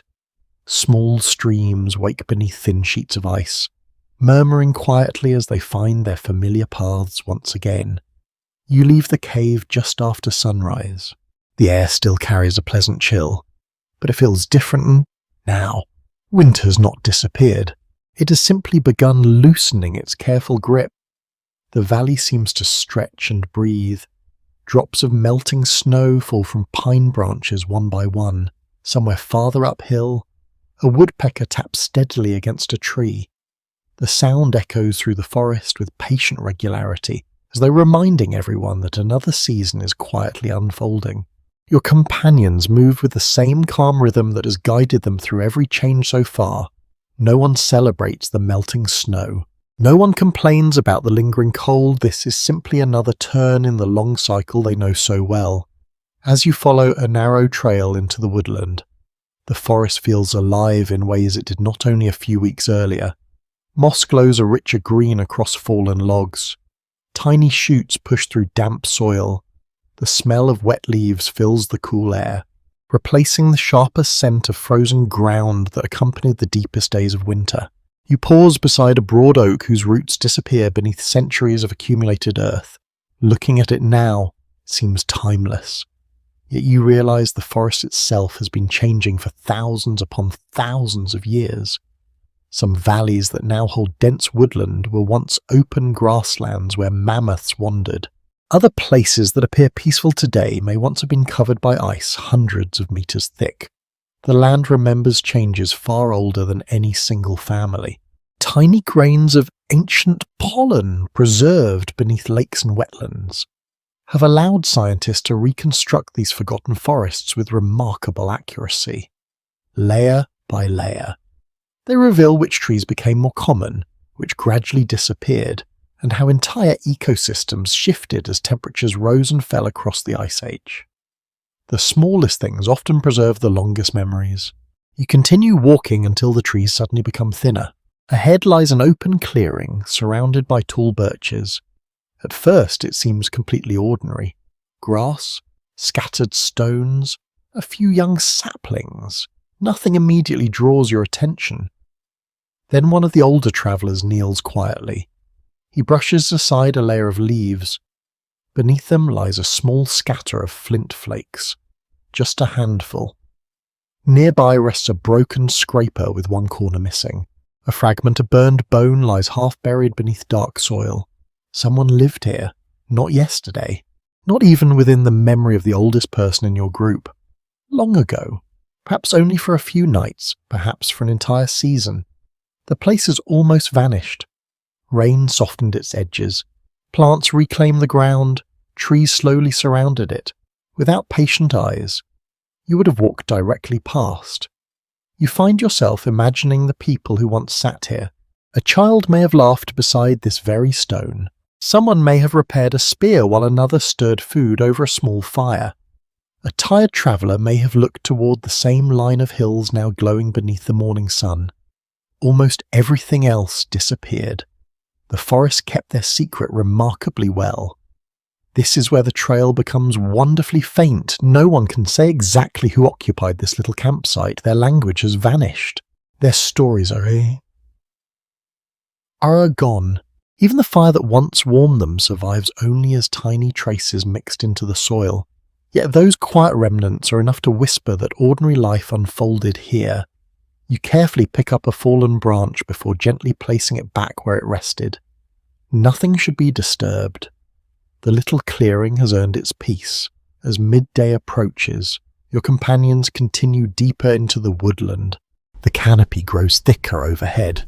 Sunlight reaches the ground in scattered patches that drift slowly with the breeze. You begin noticing signs of animals everywhere. Fresh deer tracks, tiny tunnels beneath old snow where small creatures searched for food. A squirrel races along a branch carrying something tucked tightly in its mouth. The forest never seems empty once you learn how to look, neither does the past. You arrive beside a shallow stream winding between smooth stones polished by centuries of flowing water. Several people stop to refill skin containers. Others search beneath rocks where edible shellfish and freshwater creatures sometimes hide. Even here, opportunities appear for those who have learned to notice them. Microscopic scratches preserved on ancient stone tools reveal that many were used for far more than butchering animals. Some cut reeds, carved wood, scraped hides, or worked plant fibers. A single blade often lived many useful lives before finally breaking. You smile as someone sharpens an old scraper instead of making a new one. The habit feels familiar now. Nothing useful is abandoned lightly. Farther downstream, a young boy suddenly waves everyone over. His excitement is quiet but unmistakable. Near the muddy bank lies something unusual. It is a footprint, not fresh, older. Rain has softened it until only part of the outline remains. Beside it sits another, then another. They disappear beneath layers of sediment before reaching the water. Perhaps a family once crossed here, perhaps several generations. The river has slowly hidden most of their journey. Only these few impressions escaped. There is something unexpectedly moving about such simple marks. A footprint records no name, no conversation, no ambition. Only a single moment when one human being placed weight upon the earth before taking another step. Sometimes that is enough. The afternoon grows pleasantly warm. You notice insects returning in greater numbers. Birdsong becomes richer than it was only days before. Life seems to gather strength almost hour by hour. Your companions collect young shoots from several familiar plants, while carefully leaving many untouched. Experience has taught them that taking everything today leaves nothing for tomorrow. The lesson requires no formal rule, nature repeats it every year. As the journey home begins, you glance back toward the hidden clearing. Within only a short distance, it disappears completely behind trees. If you did not know it existed, you would never suspect an ancient campsite rested there.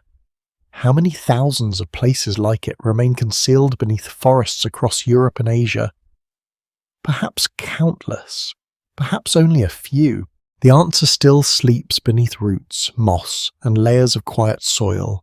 Evening settles gently by the time the cave comes back into view. Smoke rises from the hearth exactly as it has on so many evenings before.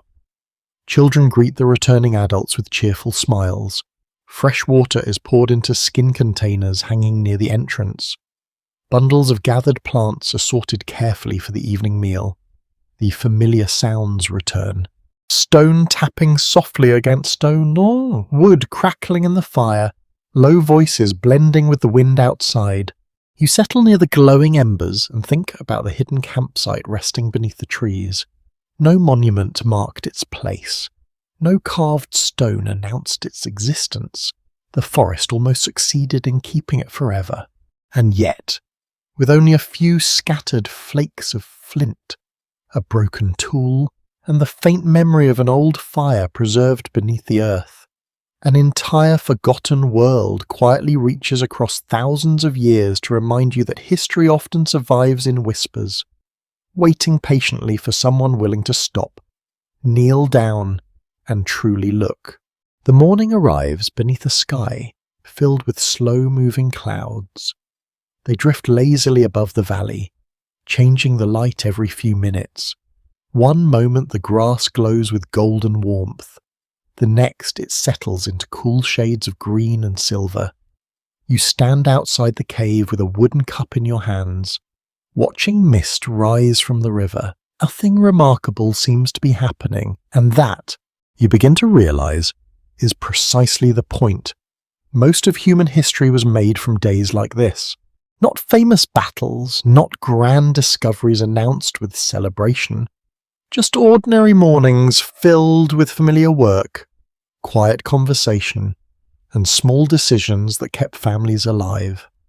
The extraordinary often survives in museums. The ordinary usually disappears. You follow the community as they begin another peaceful day. Some head toward the river carrying woven nets and sharpened wooden poles. Others remain behind to continue repairing clothing worn thin during months of travel.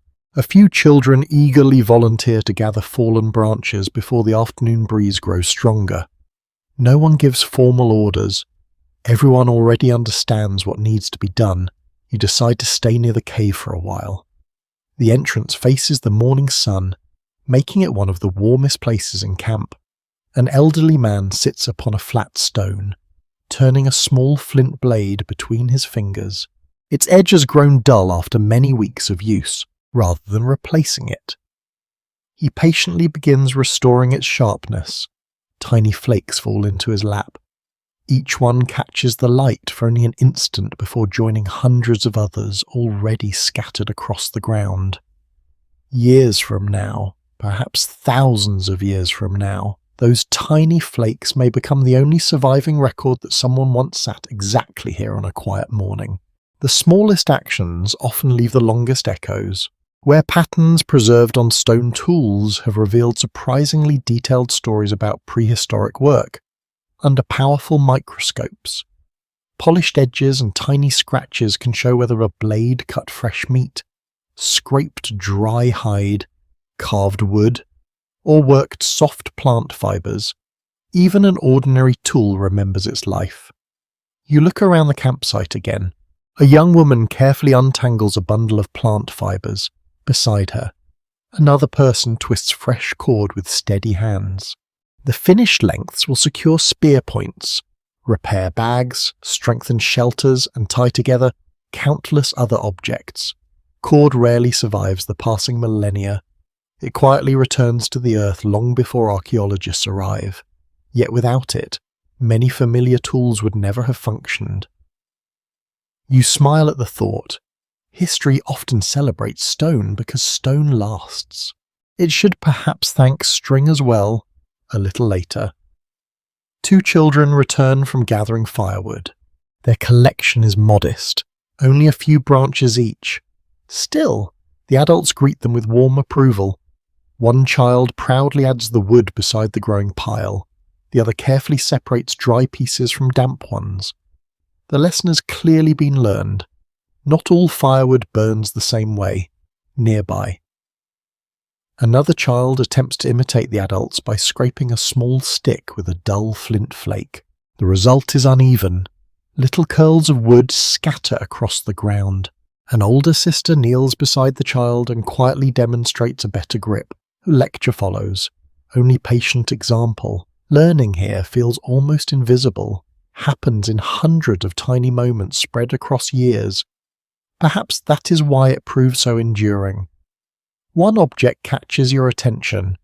Resting near the fire lies a smooth stone no larger than an apple. Unlike the other rocks nearby, this one has a shallow hollow worn into its centre. Its surface feels polished from long use. You pick it up carefully. Someone smiles and gently takes it back. The stone soon becomes part of another task. Seeds collected during earlier seasons are placed into the shallow depression and crushed with a rounded handstone. The movement is slow and rhythmic. Back and forth, back and forth. The sound blends with the crackling fire. Grinding stones became increasingly common in later prehistoric periods, but even among hunter-gatherers. Simple stone surfaces sometimes helped process particular foods.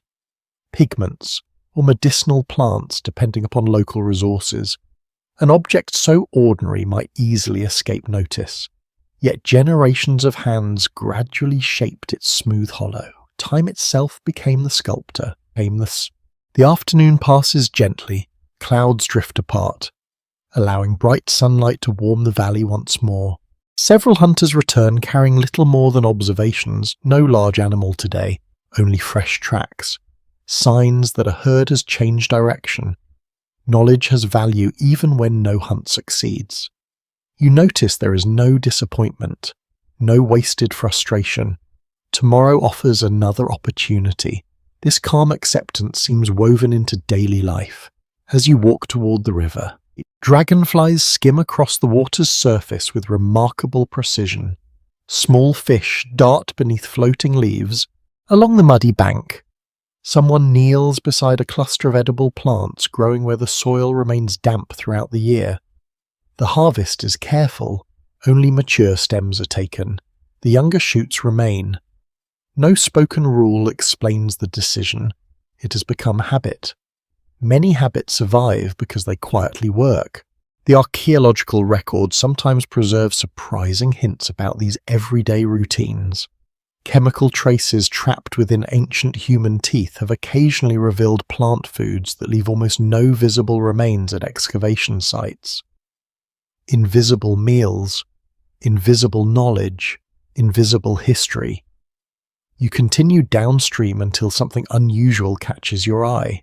Half buried beneath layers of sand lies a small pebble unlike the others surrounding it. Its surface has been rubbed perfectly smooth. One side bears faint grooves carved with deliberate care.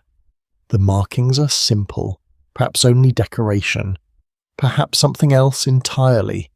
No explanation accompanies the little stone.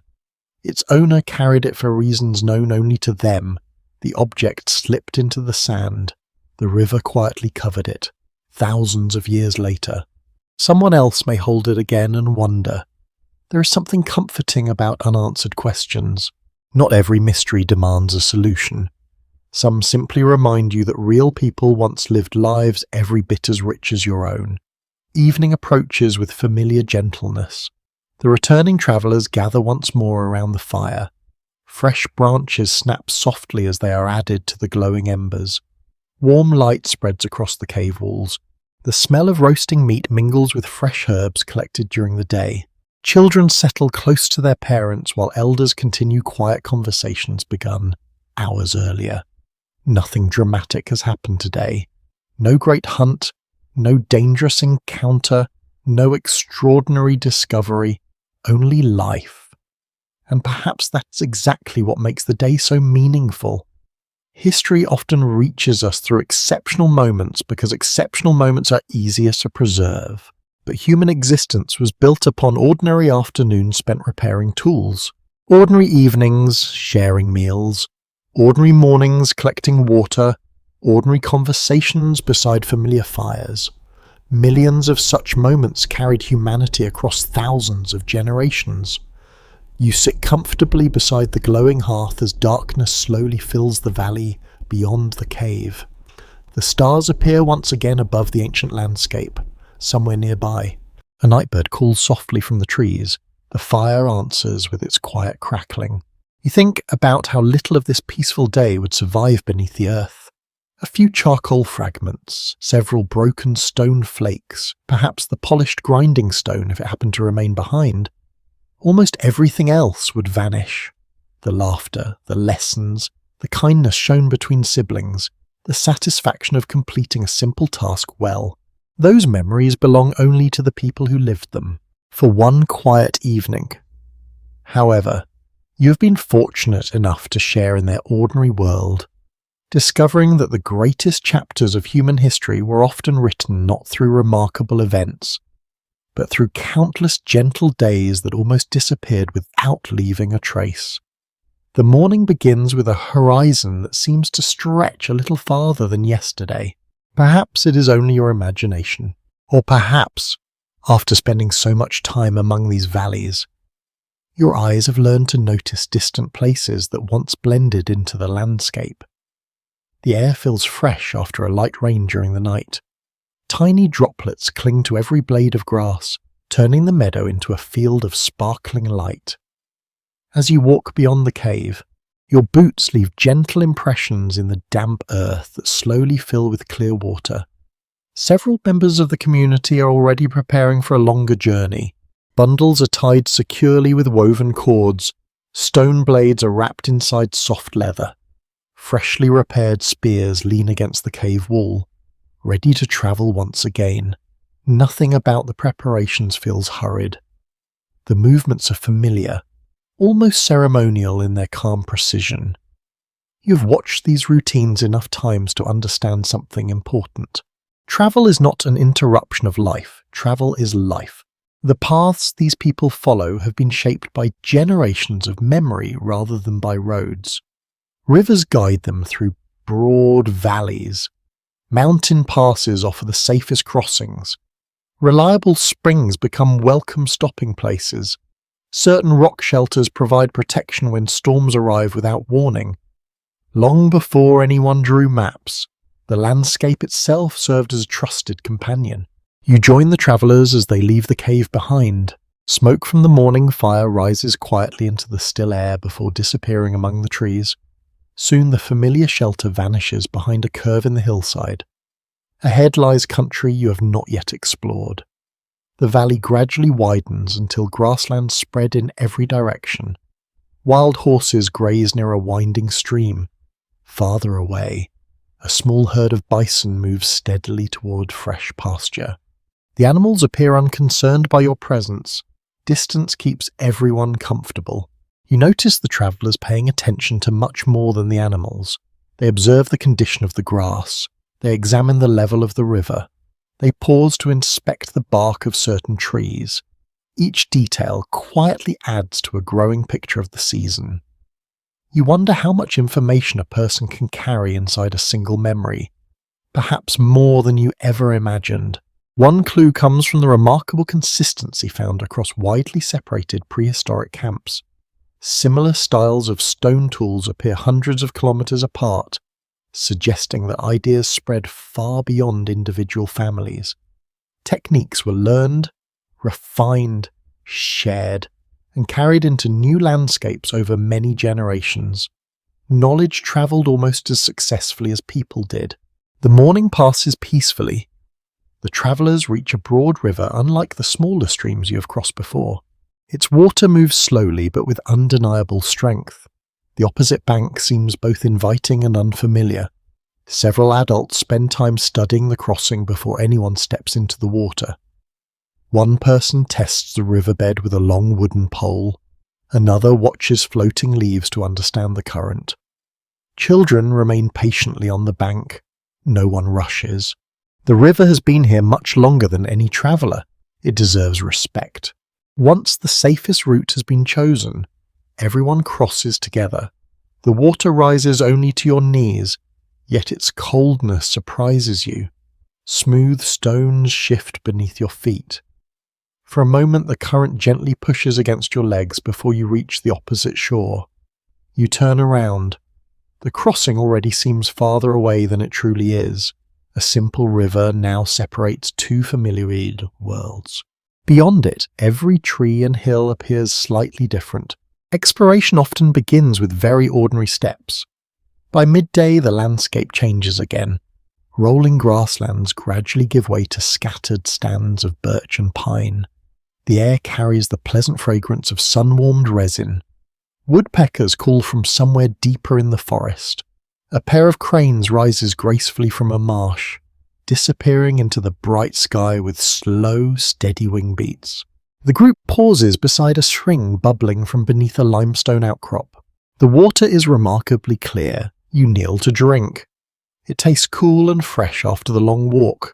Nearby, someone notices fragments of worked stone lying among the pebbles. You recognize them immediately. Another camp once stood here. Not recently, long ago. Only a few flakes remain. A broken blade rests beneath moss growing across the rocks.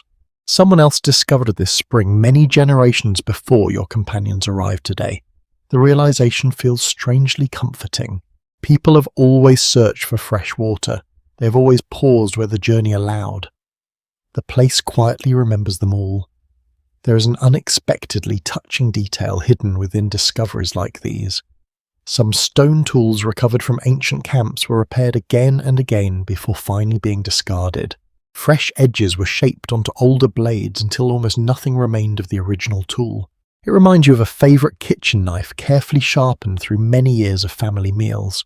Useful things often become familiar companions. The afternoon carries you farther into unknown country. Gentle hills rise before you. From their highest point you can see another broad valley stretching toward the distant horizon. The view feels endless. For a few quiet moments no one speaks. Everyone looks. It is tempting to imagine what thoughts filled the minds of the first people standing here. Curiosity, hope, caution, perhaps all three together. The landscape offers no answers, only possibilities. Ancient DNA recovered from prehistoric human remains has revealed that populations moved, separated, and sometimes reunited over immense stretches of time. These journeys were rarely single dramatic migrations. More often they unfolded through countless smaller movements as families explored nearby valleys, followed changing animal herds, or sought familiar resources in unfamiliar places. The story resembles flowing water more than marching armies, slow, persistent, always adapting. As afternoon sunlight softens, one young traveller notices a cluster of unfamiliar berries growing near the edge of the woodland. Everyone stops. No one reaches toward them. Instead, the oldest woman in the group studies the plants carefully. She examines the leaves. She breaks one small branch. She smells it. Finally, she gently shakes her head. The berries remain untouched. Not every discovery becomes an opportunity. Sometimes wisdom means walking away. You smile quietly. Human survival owes as much to careful restraint as it does to bold exploration. The journey continues until the travellers reach a rocky overlook facing the western sky. Tonight's camp will be made here. The location offers shelter from the wind, fresh water nearby, and an excellent view across the surrounding country. Almost immediately, familiar routines begin. Children gather dry branches. Adults prepare simple windbreaks using poles and animal skins. Someone selects stones for the evening hearth. Within an hour, the empty hillside has become another welcoming home. Smoke rises gently into the cooling air. The scent of fresh wood fills the campsite. You sit beside the growing fire while daylight slowly fades across the valley below. Somewhere beyond those distant hills lie countless places you have never seen. Hidden rivers, forgotten camps, ancient pathways worn smooth by generations of careful footsteps. Many remain undiscovered even today. Others have disappeared beneath forests, lakes, or layers of soil laid down over thousands of years. Their stories wait patiently beneath the ground, not demanding attention, simply waiting. As darkness settles over the new campsite, you watch sparks drift upwards toward a sky crowded with stars. Tomorrow the journey will continue. Not because anyone is searching for glory, not because someone seeks to conquer the unknown, but because the hidden human world has always grown one careful step at a time, carried forward by ordinary families willing to follow rivers beyond the next bend and hills beyond the next horizon. Morning arrives quietly upon the new campsite. The fire has burned low during the night, leaving a circle of glowing embers beneath a blanket of pale grey ash. A faint ribbon of smoke rises into the cool air before disappearing into the stillness above the valley. You stretch slowly beneath your warm animal skin, listening as the world wakes around you. A raven calls from the top of a nearby pine, somewhere below. Water flows over smooth stones. The first footsteps of the day move softly across the grass. You have come to recognize these sounds. They are not dramatic, they are comforting. The camp itself already feels lived in, even though it did not exist yesterday. Bundles rest neatly beneath an overhanging rock where they stayed dry through the night. Fresh branches surround the hearth. Several spear shafts lean against a fallen log. Children have collected smooth stones into little piles whose purpose only they fully understand. A place begins to feel like home remarkably quickly. You walk slowly around the edge of the campsite. The morning light reveals details you missed after yesterday's arrival. Someone has cleared loose stones from the path leading toward the spring. Flat rocks have been placed near the fire to create comfortable places for sitting. A strip of hide hangs from a branch where it catches the gentle breeze while continuing to dry. None of these changes required great effort. Together they transformed an empty hillside into a welcoming place. You find yourself smiling. Humans have always arranged the spaces around them. Long before, permanent villages appeared. People quietly shaped temporary homes to make daily life a little easier. The traces of those small improvements rarely survive. A cleared footpath disappears after only a few seasons. A wooden drying rack slowly returns to the forest. Animal skins decay beneath rain and sunlight. Even the impressions left by sleeping places gradually fade beneath wind-blown soil. If someone visited this hillside centuries later, very little would suggest that families once laughed, rested, cooked, and dreamed here. Perhaps only the fire would remain. Perhaps not even that. You kneel beside the hearth. Tiny fragments of charcoal lie mixed with ash. Several cracked stones surround the edge, where repeated heating has left fine fractures across their surfaces. A broken flint flake rests nearby, overlooked because it was too small to be useful. It does not look important. Yet pieces like this often become the quiet storytellers of forgotten camps. A single scatter of stone flakes can reveal where someone sat while repairing tools. A patch of charcoal marks the heart of family life.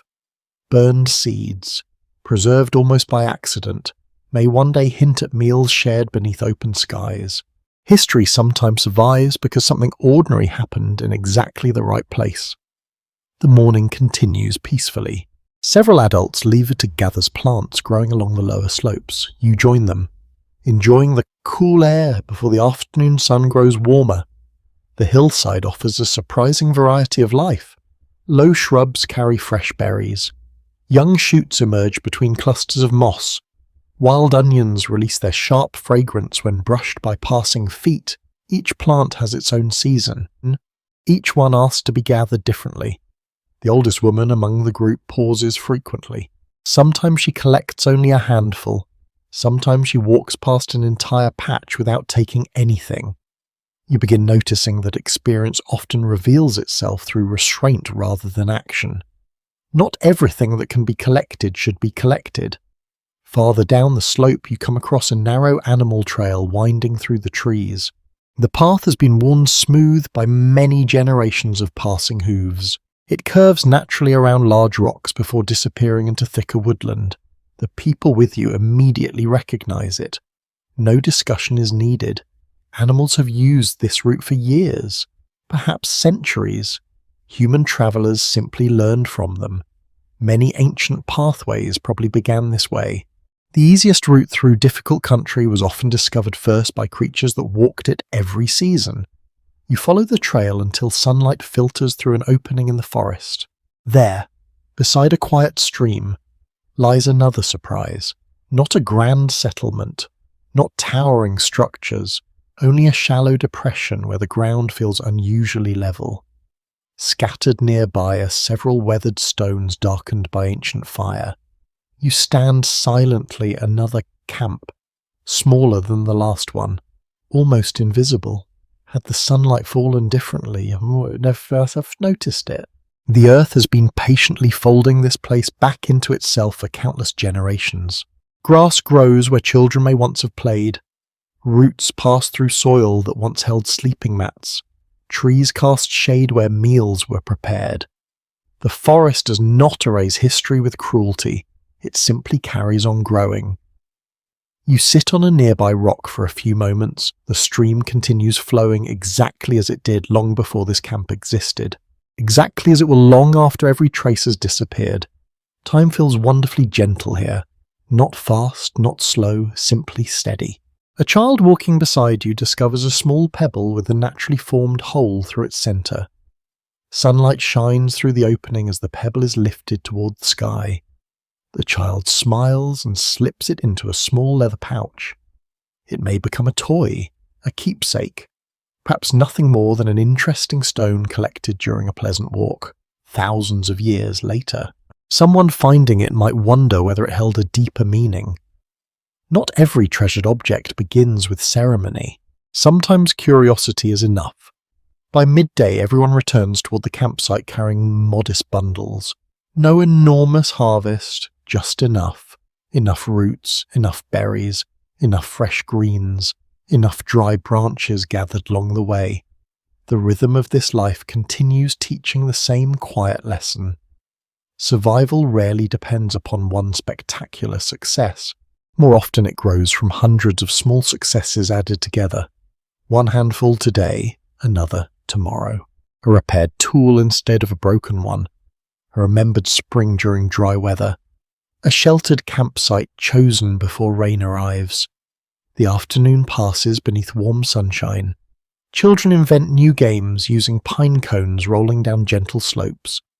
Adults continue small repairs interrupted by yesterday's journey. One person carefully stitches a tear in a fur covering. Another reshapes the point of a digging stick worn smooth by many seasons. Nobody appears idle, yet nobody appears rushed. Work blends naturally with conversation. Laughter appears without interrupting the task at hand, as daylight begins fading. Long shadows stretch across the hillside. The returning birds fill the trees with evening songs.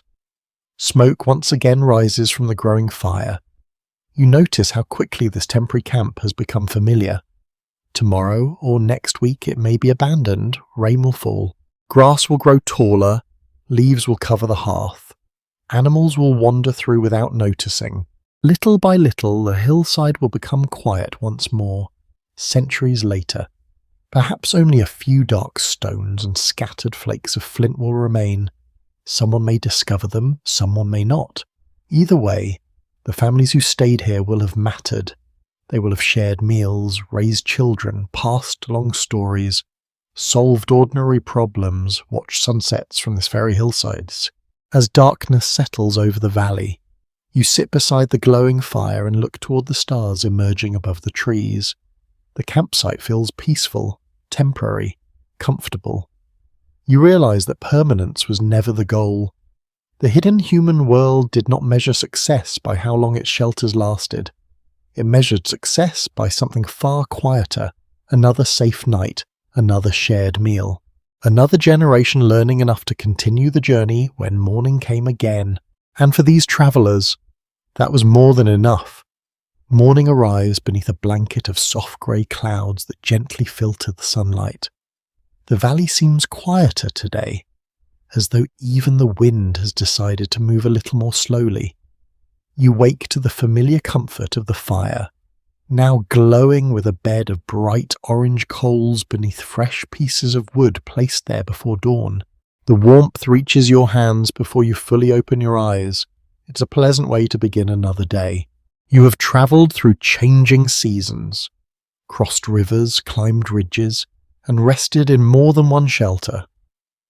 Along the way, you've learned something that would have been easy to overlook at the beginning of this journey. Nothing here depends upon written instructions. There are no carved tablets, no books resting on shelves, no maps rolled inside leather cases. And yet knowledge surrounds you everywhere. You see it in the way someone knots a cord without thinking. You hear it in the quiet advice shared beside the morning fire. You notice it when a child reaches automatically for the correct piece of wood instead of the damp branch lying beside it. The knowledge lives inside people. It moves with them. It changes as they change. It survives because it is shared. You follow an elderly woman toward the edge of the forest where several young children have already gathered. No one has called this a lesson. No one announces that learning is about to begin. The children simply know that mornings like this often become opportunities to observe. The woman kneels beside a patch of low shrubs growing beneath scattered birch trees. Without speaking at first, she gently touches one leaf, then another. The children watch closely. One by one, they copy her movements. Soon she begins naming each plant. Some provide food. Others help soften animal hides. A few can ease minor aches when prepared carefully. Still others are left completely alone, not because they are useless, because they are better admired than eaten. The children nod with complete attention. No one writes anything down, nothing needs to be copied onto parchment. Every lesson must find a place inside memory. You imagine how different your own education has been. Today, information can travel around the world in seconds. A forgotten recipe or instruction can be found almost instantly. Here, forgetting carries greater consequences. If one generation fails to pass something along, the knowledge may quietly disappear. You continue walking as the lesson unfolds naturally. A young boy pauses beside a tree whose bark has partly peeled away. The elder smiles and encourages him to look closer. Tiny marks cover the exposed wood, not scratches made by people, small lines left by insects searching beneath the bark. The children spend several moments examining them. Soon they discover another nearby tree without those marks. The comparison itself becomes the lesson. Observation before conclusion, experience before certainty. Many ancient skills were likely learned exactly this way. Not through long explanations, through patient attention to the living world. The group reaches a shallow stream flowing gently through the woodland. Several smooth stones line its banks. Without hesitation, one girl chooses exactly the right stone for sharpening a bone needle. You notice she never tries another. She already knows. Or perhaps she has watched older hands make the same choice many times before. The stone is dipped into the cool water. The needle moves across its surface with slow, careful strokes, tiny adjustments, barely visible. Yet each one improves the finished tool. There is something deeply reassuring about watching skill develop through repetition. No applause follows, no prize is awarded. The reward is simply becoming capable. A little farther downstream, one of the younger children notices bird tracks pressed into damp mud. Everyone stops. The tiny prints wander toward the reeds before disappearing beneath taller grasses. The children begin guessing what kind of bird passed here. The elder listens without interrupting. Only after everyone has spoken does she gently point towards several feathers caught among the reeds. The answer had been waiting quietly nearby all along. Learning becomes an adventure instead of a correction. You smile. That approach still works remarkably well today. As the morning gives way to afternoon, the group returns to camp carrying little besides fresh observations. No baskets overflowing with food, no dramatic discoveries, only a deeper understanding of the land surrounding them. The afternoon is devoted to quieter work. You sit beside a young man who is repairing a woven carrying bag. The fibers have loosened where heavy loads gradually stretch them apart. Instead of replacing the entire bag, he patiently weaves fresh strands into the worn sections. The repair becomes almost invisible. You ask yourself how many times this bag has already been mended. Perhaps dozens, perhaps more. Useful things earn long lives. Nearby, two sisters work together, preparing fresh sinew removed from an earlier hunt. The long fibers must be cleaned carefully before drying.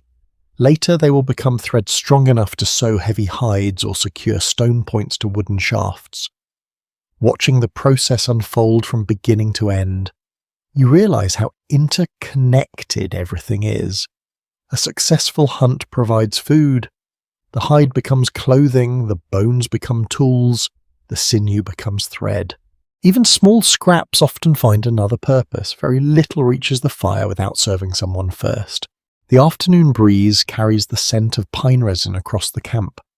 Children chase one another between scattered boulders before eventually gathering near the fire once again.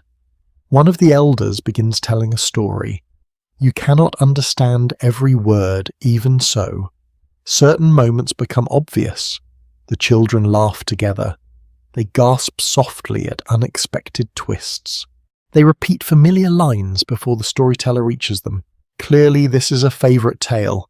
Perhaps it has been told for years, perhaps for generations. Stories preserve more than entertainment. They quietly protect memory. Within them may live directions to distant springs, warnings about dangerous places, lessons about seasons, reminders of kindness, accounts of remarkable journeys. The exact words may change over time. The wisdom remains. As evening approaches, clouds finally begin breaking apart. Golden sunlight pours across the valley. The surrounding hills glow warmly before long shadows gradually stretch across the grasslands. Someone begins preparing the evening meal, while others gather one last armful of firewood before darkness arrives. You help arrange smooth stones around the edge of the hearth. The familiar task feels comforting now. Your hands almost know where each stone belongs. That realization surprises you. Knowledge grows quietly, often without announcing itself. You think back to your first days among these people. Everything seemed unfamiliar then. The tools, the landscape, the routines. Now you instinctively recognize fresh animal tracks. You notice changes in the wind. You can tell dry wood from damp simply by lifting it. The hidden world has been teaching you all along, not through formal lessons, through gentle repetition, through careful observation, through living each ordinary day. Night settles peacefully over the camp. The stars appear one after another until the entire sky sparkles above the dark valley. Children gradually grow sleepy beside the warmth of the fire. Conversation soften. Someone quietly finishes repairing the carrying bag and places it beside the sleeping area. Ready for tomorrow's journey. No written record will ever describe this evening. No inscription will preserve the storyteller's voice. The repaired bag will eventually wear away. The fire will become ash. Even the footprints surrounding the camp will disappear after the next rain. Yet something far more durable continues moving from one person to another. a way of seeing, a way of remembering, a way of living closely enough with the land that each new generation can begin not from nothing, but from everything the previous one quietly learned.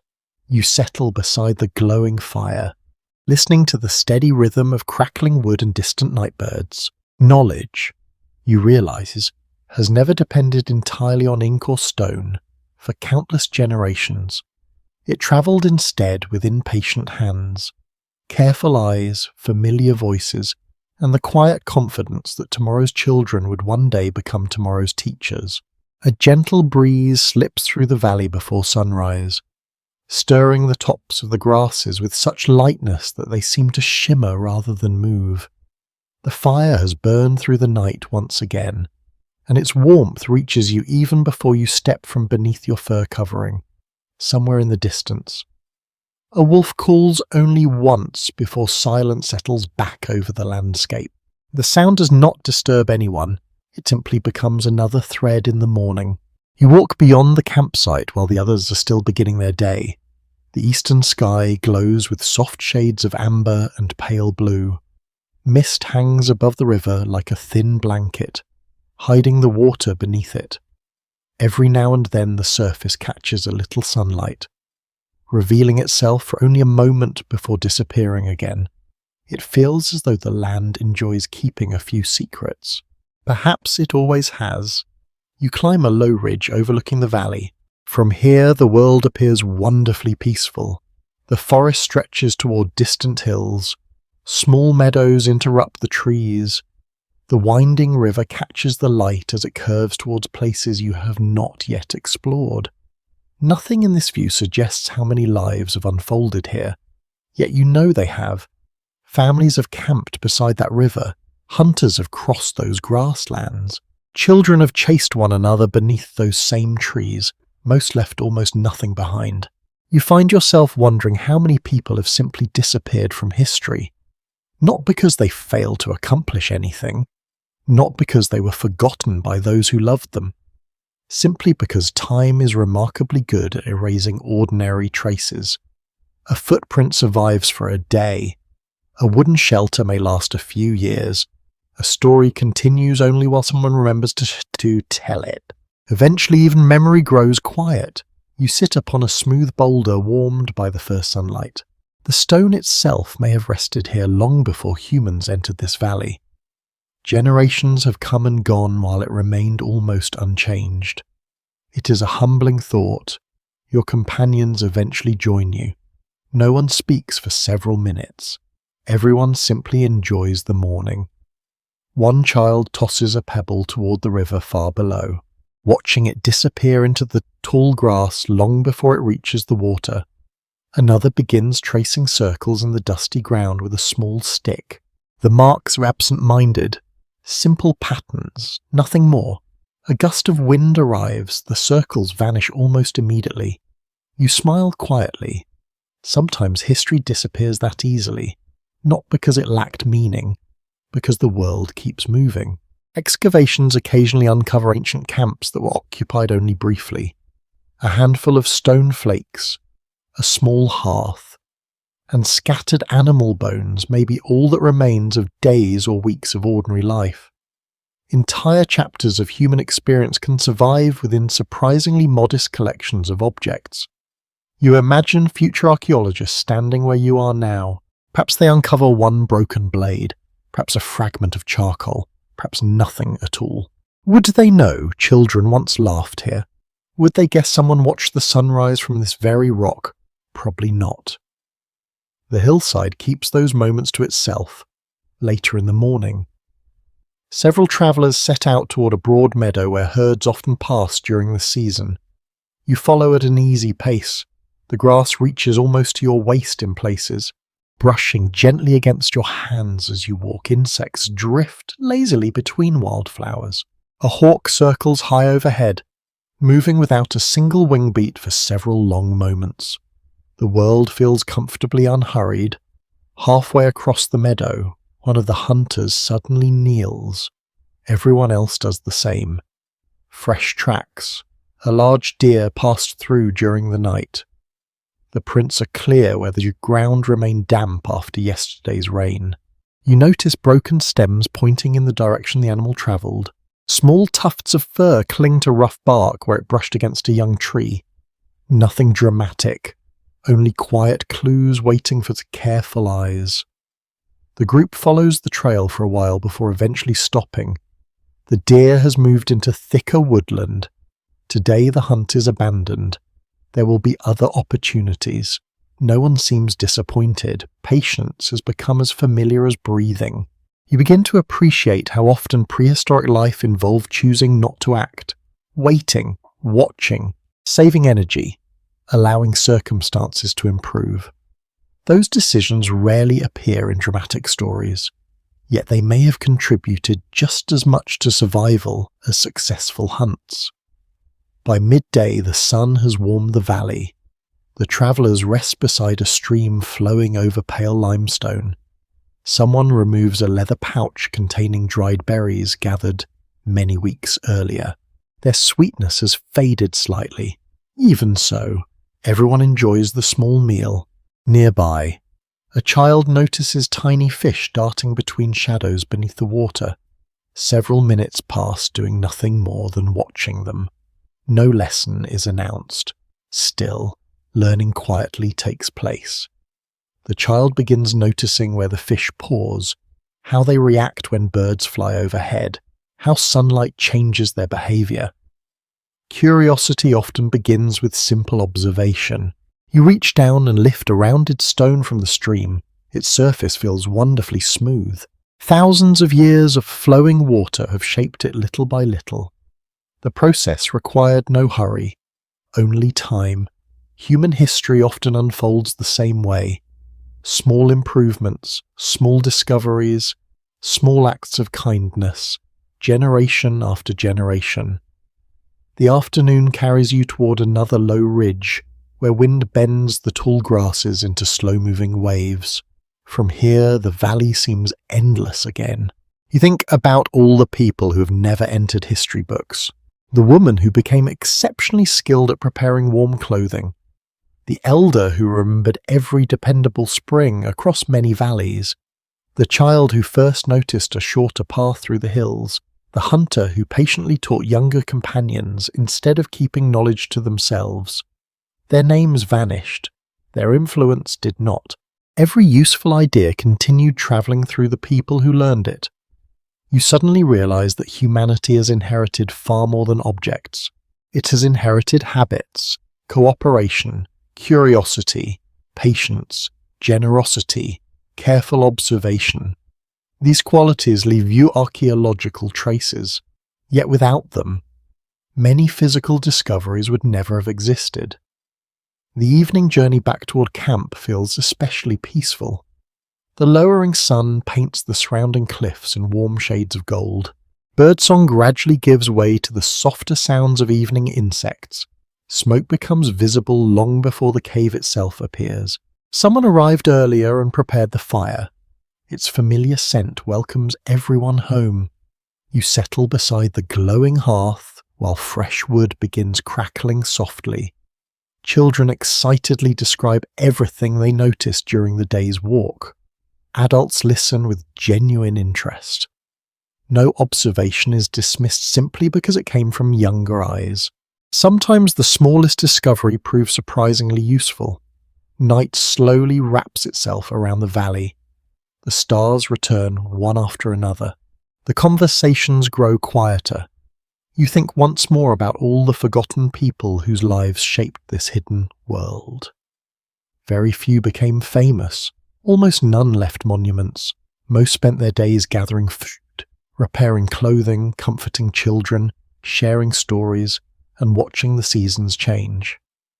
At first glance, their lives might seem ordinary, yet ordinary lives, repeated across countless generations, gradually transformed humanity itself. The fire glows steadily beside you. Its warmth reaches your hands just as it reached theirs. The same stars shine overhead. The same wind moves gently through the trees. For a little while, the distance between your world and theirs feels remarkably small. And perhaps that is the greatest reminder of all. The hidden human world never truly disappeared. Much of it continues quietly within the everyday habit, shared knowledge, and simple kindness that people still pass from one generation to the next.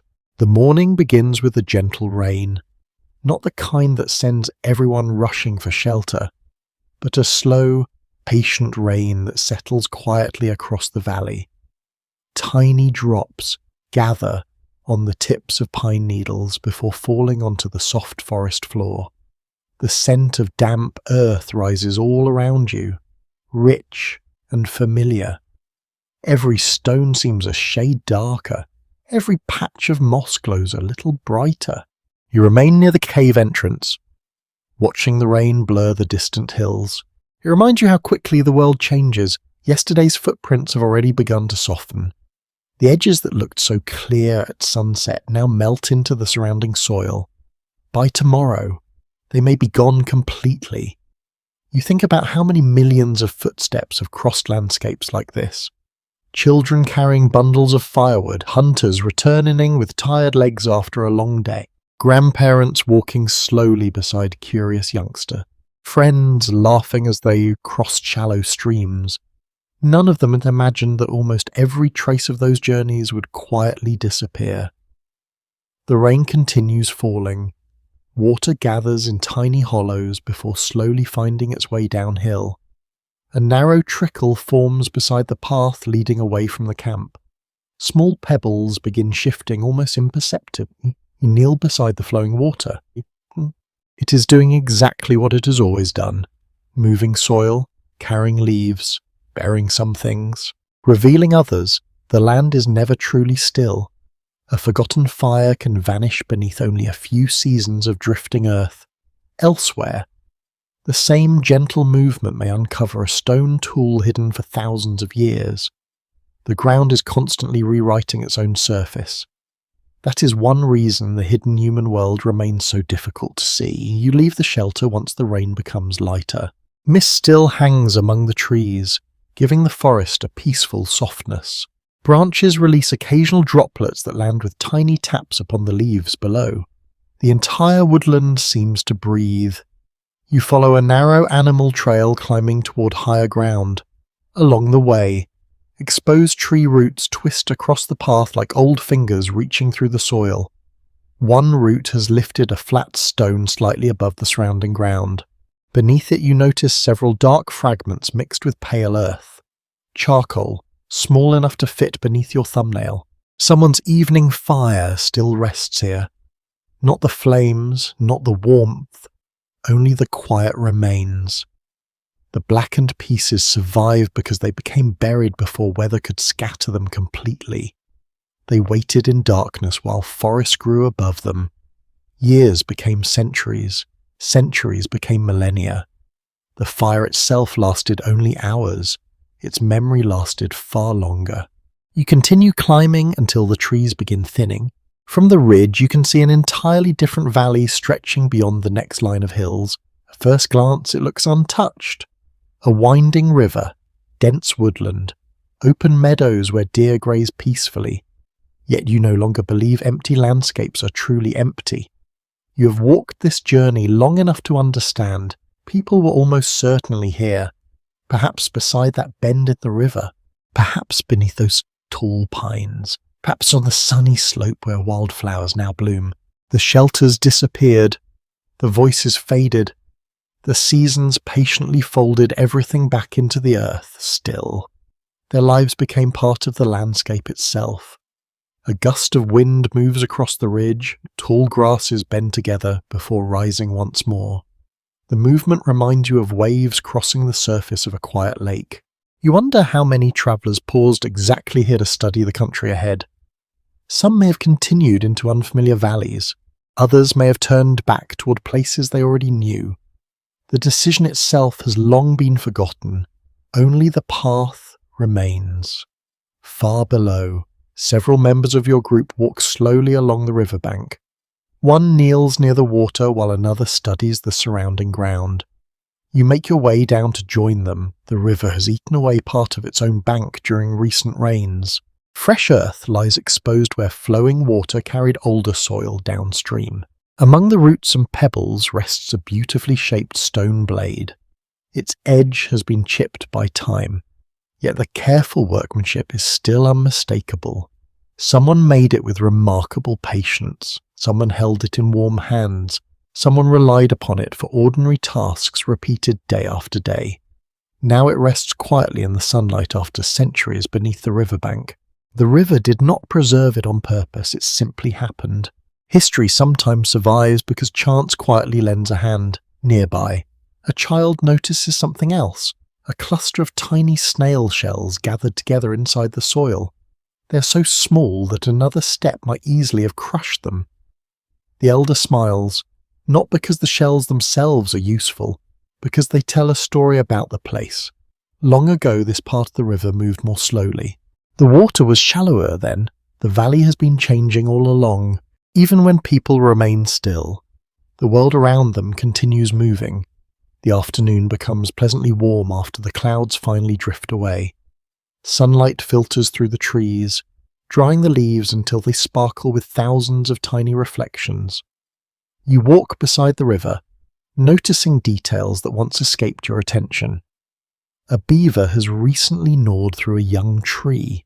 Fresh deer tracks cross a muddy bank. Bird feathers rest among reeds where they caught the morning breeze.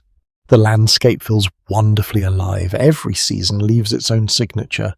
Every passing year adds another layer. Some are easy to notice, others remain hidden beneath your feet. As evening approaches, everyone returns toward the familiar cave. The journey home feels almost effortless now.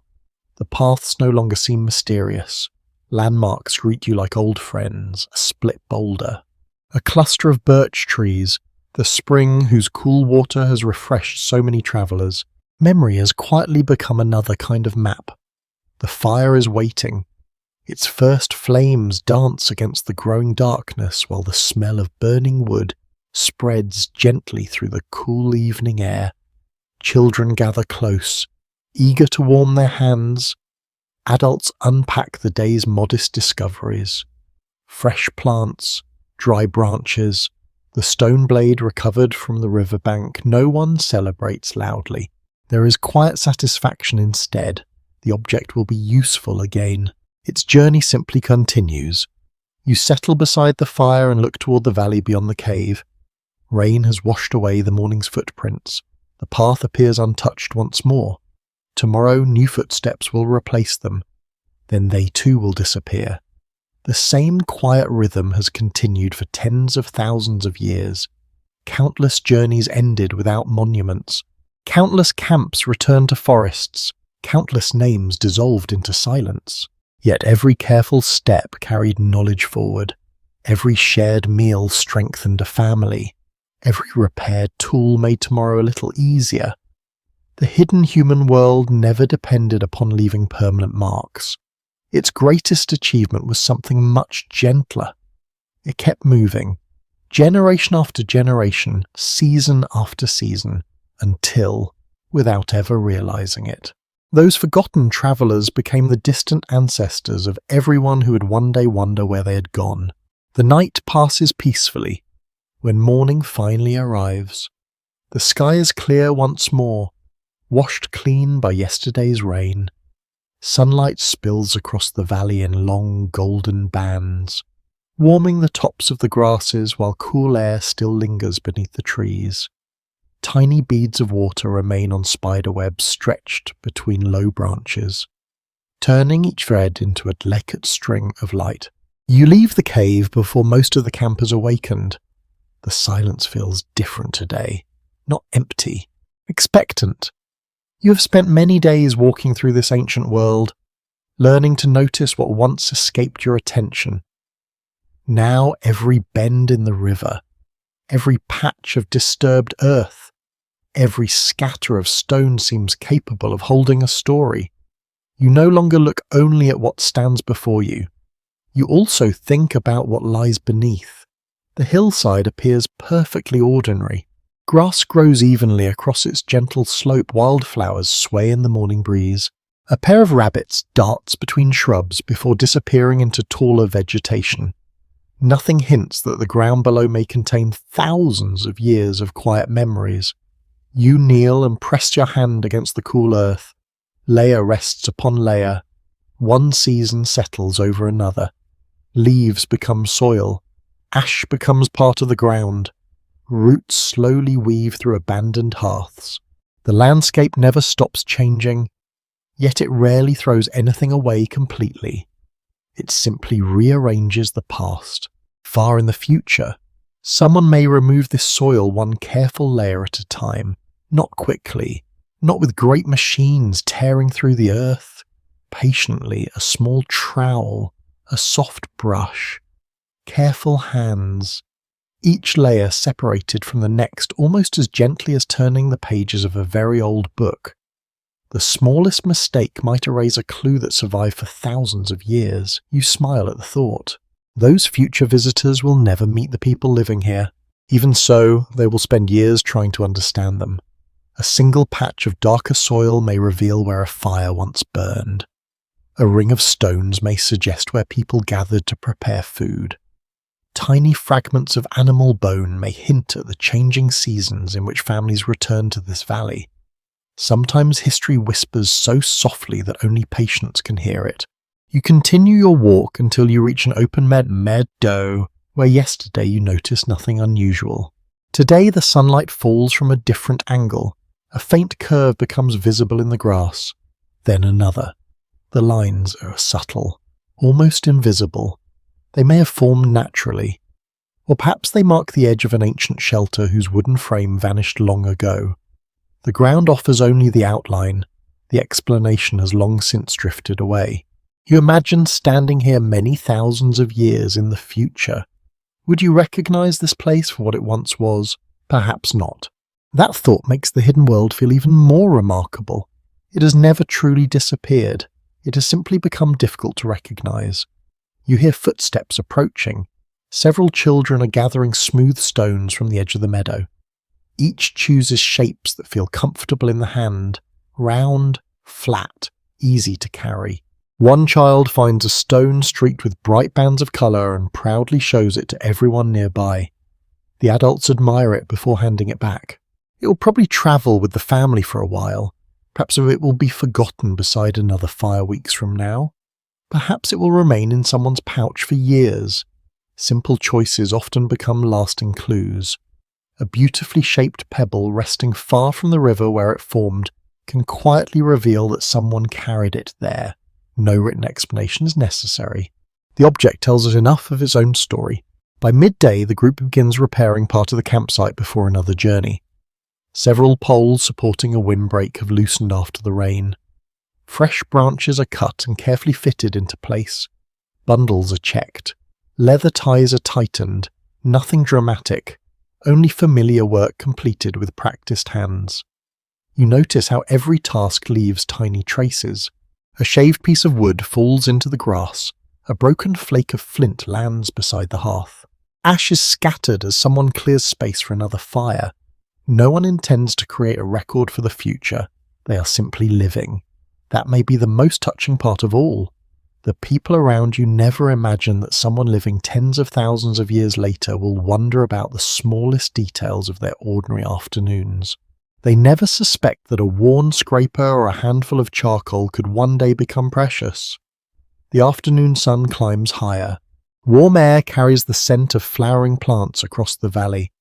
Bees move patiently from blossom to blossom, completely unaware of human history unfolding nearby. Life continues in every direction. Birds build nests. Foxes search quietly through the undergrowth. Young deer remain close to their mothers. Human lives form only one part of a much larger world. Perhaps that perspective helped shape the quiet confidence you have seen throughout this journey. People here do not try to command nature. They pay attention to it. They adapt. They wait. They learn. You follow the river as one final time before evening. The current glides steadily around smooth bends, carrying fallen leaves toward places beyond the horizon. You notice fresh footprints pressed into damp mud. not ancient ones, today's. Children crossed here only a short while ago.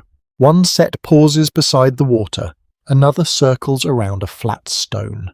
A smaller pair follows close behind a larger one. Without seeing the family, you can almost picture them. You realise that footprints are among the most honest records anyone can leave. They do not exaggerate, they do not boast, they simply show that someone passed this way. Soon the river will wash them away. That is its nature. Yet for a brief time they connect one quiet moment to another. As daylight begins to soften, everyone returns to the campsite. The familiar fire comes alive once again. Its warm glow reaches outward, while shadows gather beneath the surrounding trees. The evening meal is shared slowly. Conversation drifts comfortably from one voice to another. Children become sleepy after a day spent exploring the valley. An elder quietly repairs the handle of a favourite tool that has served through many seasons. You watch the simple scene unfold and think about all the patient work that allowed this hidden world to endure. Not spectacular inventions, not grand monuments. Steady attention, shared experience, careful held hands. The stars appear one by one above the darkening hills. You look toward the valley that has become so familiar. Somewhere beneath its fields and forests, countless forgotten camps still rest in silence. Many will remain undisturbed. Some may one day emerge into daylight again. Whether they are discovered or not, their purpose has already been fulfilled. They sheltered families, protected children, held warm fires against cold nights. The hidden human world was never waiting to become famous. It was simply a place where people lived well enough to pass tomorrow into the hands of another generation. You sit quietly beside the fading fire, grateful that the earth, despite all its slow and gentle forgetting, chose to remember just enough for you to walk beside those distant lives once more. The morning arrives with a stillness that feels almost sacred. The fire has settled into a quiet bed of glowing embers. Above the cave, the sky slowly brightens from deep blue to pale gold. A single bird calls from the top of a nearby pine, and for a few moments nothing else interrupts the silence. You stand at the entrance of the shelter and look across the valley one last time. It no longer feels unfamiliar. The winding river has become an old companion. The distant hills seem to greet you like friends. Even the changing light upon the grasslands carries a comforting sense of recognition. When you first stepped into this hidden world, you searched for remarkable discoveries. Now you understand that its greatest wonders were almost always ordinary. A family sharing breakfast beside a fire, children learning by watching rather than being told, a repaired tool receiving another season of use, fresh footprints leading toward a river at sunrise. Quiet moments became the true architecture of human history. The people around you begin another day much as they have begun countless others. Someone stirs the fire back to life. Another checks the bundles prepared for travel. A child proudly carries a small armful of dry branches that seem almost too large for such small hands. No one applauds, no one needs to. The child smiles simply because the task has been completed. You smile as well. Confidence often grows from moments exactly like this. The camp slowly comes alive with familiar sounds. Stone lightly touching stone. Soft conversation drifting through cool morning air.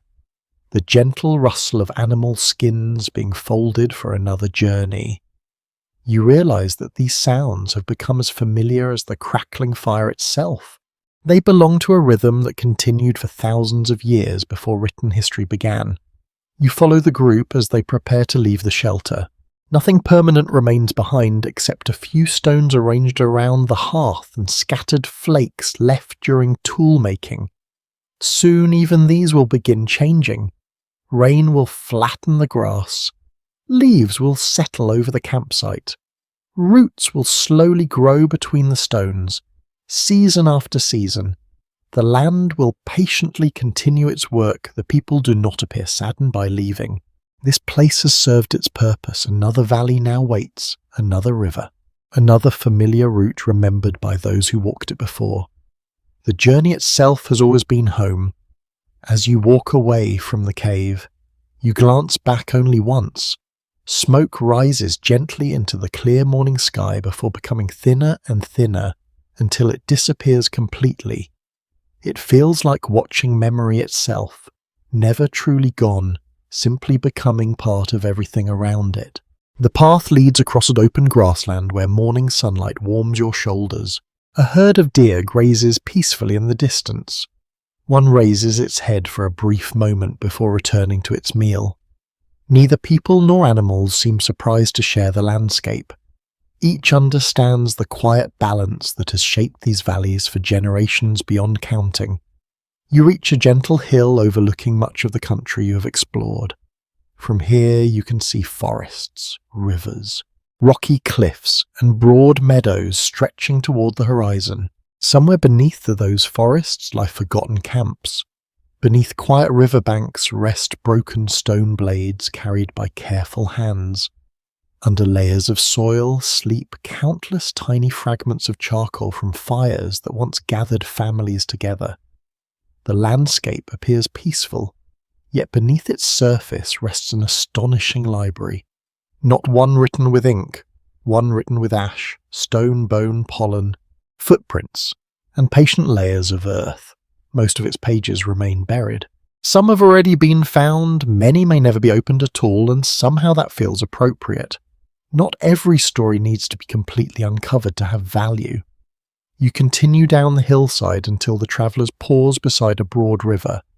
The water moves slowly, reflecting clouds that drift lazily overhead. Several children begin skipping flat stones across the surface. The stones bounce once, twice, sometimes 3 times before disappearing beneath the current. Everyone laughs quietly. The game is wonderfully simple. You find yourself wondering how many playful moments like this quietly filled prehistoric afternoons. Probably more than we often imagine. Joy leaves very little behind. Even so, it has always belonged to human life. The river carries fallen leaves around a gentle bend. You watch them disappear. The current never hesitates. It simply continues. Human history often feels much the same. Generations arrive. Generations leave. Knowledge flows onward. Faces change. The journey continues. By afternoon, the travellers stop beneath a cluster of tall pines for a final meal before continuing toward distant valleys. The food is modest. Dried meat, fresh roots, a handful of berries carefully saved from earlier gatherings. No feast, just enough. Enough has been one of the quiet themes running through this entire journey. Enough warmth, enough food, enough shelter, enough shared knowledge. Enough kindness to help another person learn. Those small victories accumulated across thousands of ordinary days until humanity slowly spread into landscapes that once seemed impossible to survive. The afternoon light begins softening toward evening. Long shadows stretch across the meadow while the first cool breeze of dusk returns. Someone begins preparing another fire. You recognize every movement now, the careful arrangement of stones, the smallest twigs placed beneath larger branches, the patient wait before stronger flames appear. Nothing feels unfamiliar anymore. You could almost help without being asked. That realization makes you pause, without noticing it. You have learned through the same quiet process that shaped every generation before you. Observation, repetition, patience, shared experience, shared. The hidden world has become part of you as darkness settles once again. The stars appear above the valley exactly as they did on your first evening. They watch these people long before you arrived. They continue shining long after every fire has faded. The families gather close together. Children grow sleepy beside the warmth. Older voices become softer. The day's conversations gradually give way to comfortable silence. You look around the circle one more final time. None of these people know they will become ancestors to an unimaginably distant future. None expect monuments. None expect their names to survive. Their success is measured differently. A safe camp, a warm fire, children growing wiser than they were yesterday, tomorrow waiting patiently beyond sunrise. Perhaps that is the greatest legacy of all.